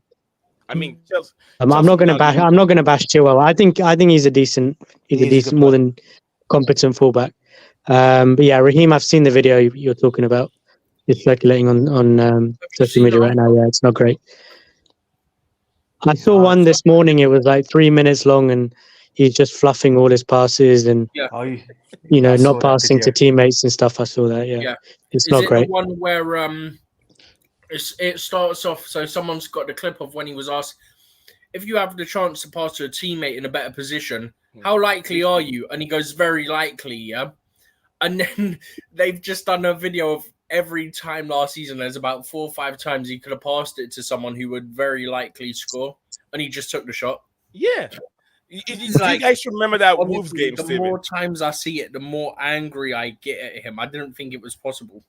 Do you remember that Wolves game? 1-on-1. He's got 3 players. Home and away. Yeah, he's got 3 players. Raheem Sterling, Jackson, and somebody else. That's what Rich Money maker was saying. Palmer and Jackson in the Wolves away, and then I think he done it at Wolves home as well. 3 players, 3-on-1. And what is this guy doing? 3-on-1. Rich Money maker said the Wolves game Sterling cost us that game too. I do agree. He cost us a lot of games. We have been beating Wolves if Sterling has passed that ball. There's something wrong with the guy psychologically, mentally. Sterling is part of the reason Wolves done the double over us last season. Actually, he's a big part of the reason. So anyone that has any sentiment and emotions on Raheem Sterling leaving the football club, it's happening everywhere. John Obi Mikel left the football club because the manager don't want to use him anymore, and they send him out. So I don't know why he make it sound like he's never seen that before. Jamie O'Hara even got to a point he was doing the same thing until JC Kande was like, "It happened to me," and Jamie O'Hara happened to you too. A new manager comes in, he realized that you're not going to be part of my squad. Then he made you go. What is wrong with it? It happens everywhere. Everyone does it. But when Chelsea is doing it, when Chelsea do it, it's multiplied 1 million. Yeah. Not even joking. And look, if people want to say you guys are crying, nah, mate, I'm speaking facts. I ain't crying. I'm just speaking straight facts.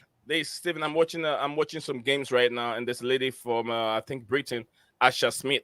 Yeah, she just won the I don't know if you won 100-meter race. Yeah, she just won a 100-meter race. Her best is 10. Dina Rasha Smith. Yeah, 10.88 right now. So yeah, there's some games going on. Have you seen the Dybala news? He rejected Saudi. Did I he? saw that. Yeah, he's staying at Roma. I thought he was I going to go respect there. that. 75 million. Whoa. That's crazy. Hey guys, Fiorentina are losing. Yeah, De Gea's conceded 2 goals in the opening 15 minutes. They're playing a team called Puskas Academia. Pushkas Academia. I'm not joking. And they're they're losing losing. 2-0 and they've got De Gea in goal. Oh, Pushkas my days. Academia. Pushkas. Where's that originally from? Pushkas. It's got to be Hungary. Yeah, it Yeah, sounds like Pushkas Award. Hungary. Remember, Pushkas, listen to yeah. the Pushkas Awards. Hang on, what one's that? That's Conference League. It will be Hungary. I just got to double check it is 2-0 and not 3 by now. All right. Oh my goodness. So Ryan, Steven, guys, we'll be back after the game. DJ, are you gonna be free? Yeah, we'll do a review. Yeah, bro. after the game. I'm gonna go and watch the game, and Yeah. I'll come straight back on, bro. Get For your sure, notes, for sure. the notebook down, and get all those mistakes and everything on, and then we'll review it after the game. We'll be live again right after the game, guys. Let me thank wonderful people like Mr. Ryan, and if Ryan has to work, so probably I will not get him. But if it's free and he wants to join, I don't think he's gonna watch it anyway. I don't think he's gonna watch it. Ryan, you won't get a chance to watch it, right? Because it's not. What channel is it on? It's only on It's Chelsea not, website. I think someone's streaming it. Uh, Unless I'll someone, try and watch it. I will try and watch it. I'm surprised to see Disasi start. I gotta be honest. yeah, I'm not. We needed to rotate because we got Wolves on Sunday. But wasn't he one of the ones Mariska said you're training apart and you're not part of the squad? No. Is he not? Okay. He wants out, though. Yeah, he wants. Ah. What he wants to do. Newcastle want him, don't they? Yeah, Newcastle yeah, won it. Newcastle. Yeah, so Interesting. I'll say adios, guys. Enjoy the rest of the day. We'll be back right after the game for a review of Chelsea versus Sardines. Bye. Bye for now. Ciao, everyone. Do you guys hear me? Big up. Chelsea versus Yeah, I can hear you, Sardines. bro. Yeah, that's why I said sardines and laugh. All right. Bye. I'm sending a link to a Twitter stream in the group chat. Bye. All right. Big up. What's up, guys? Welcome back to Blueclouds TV.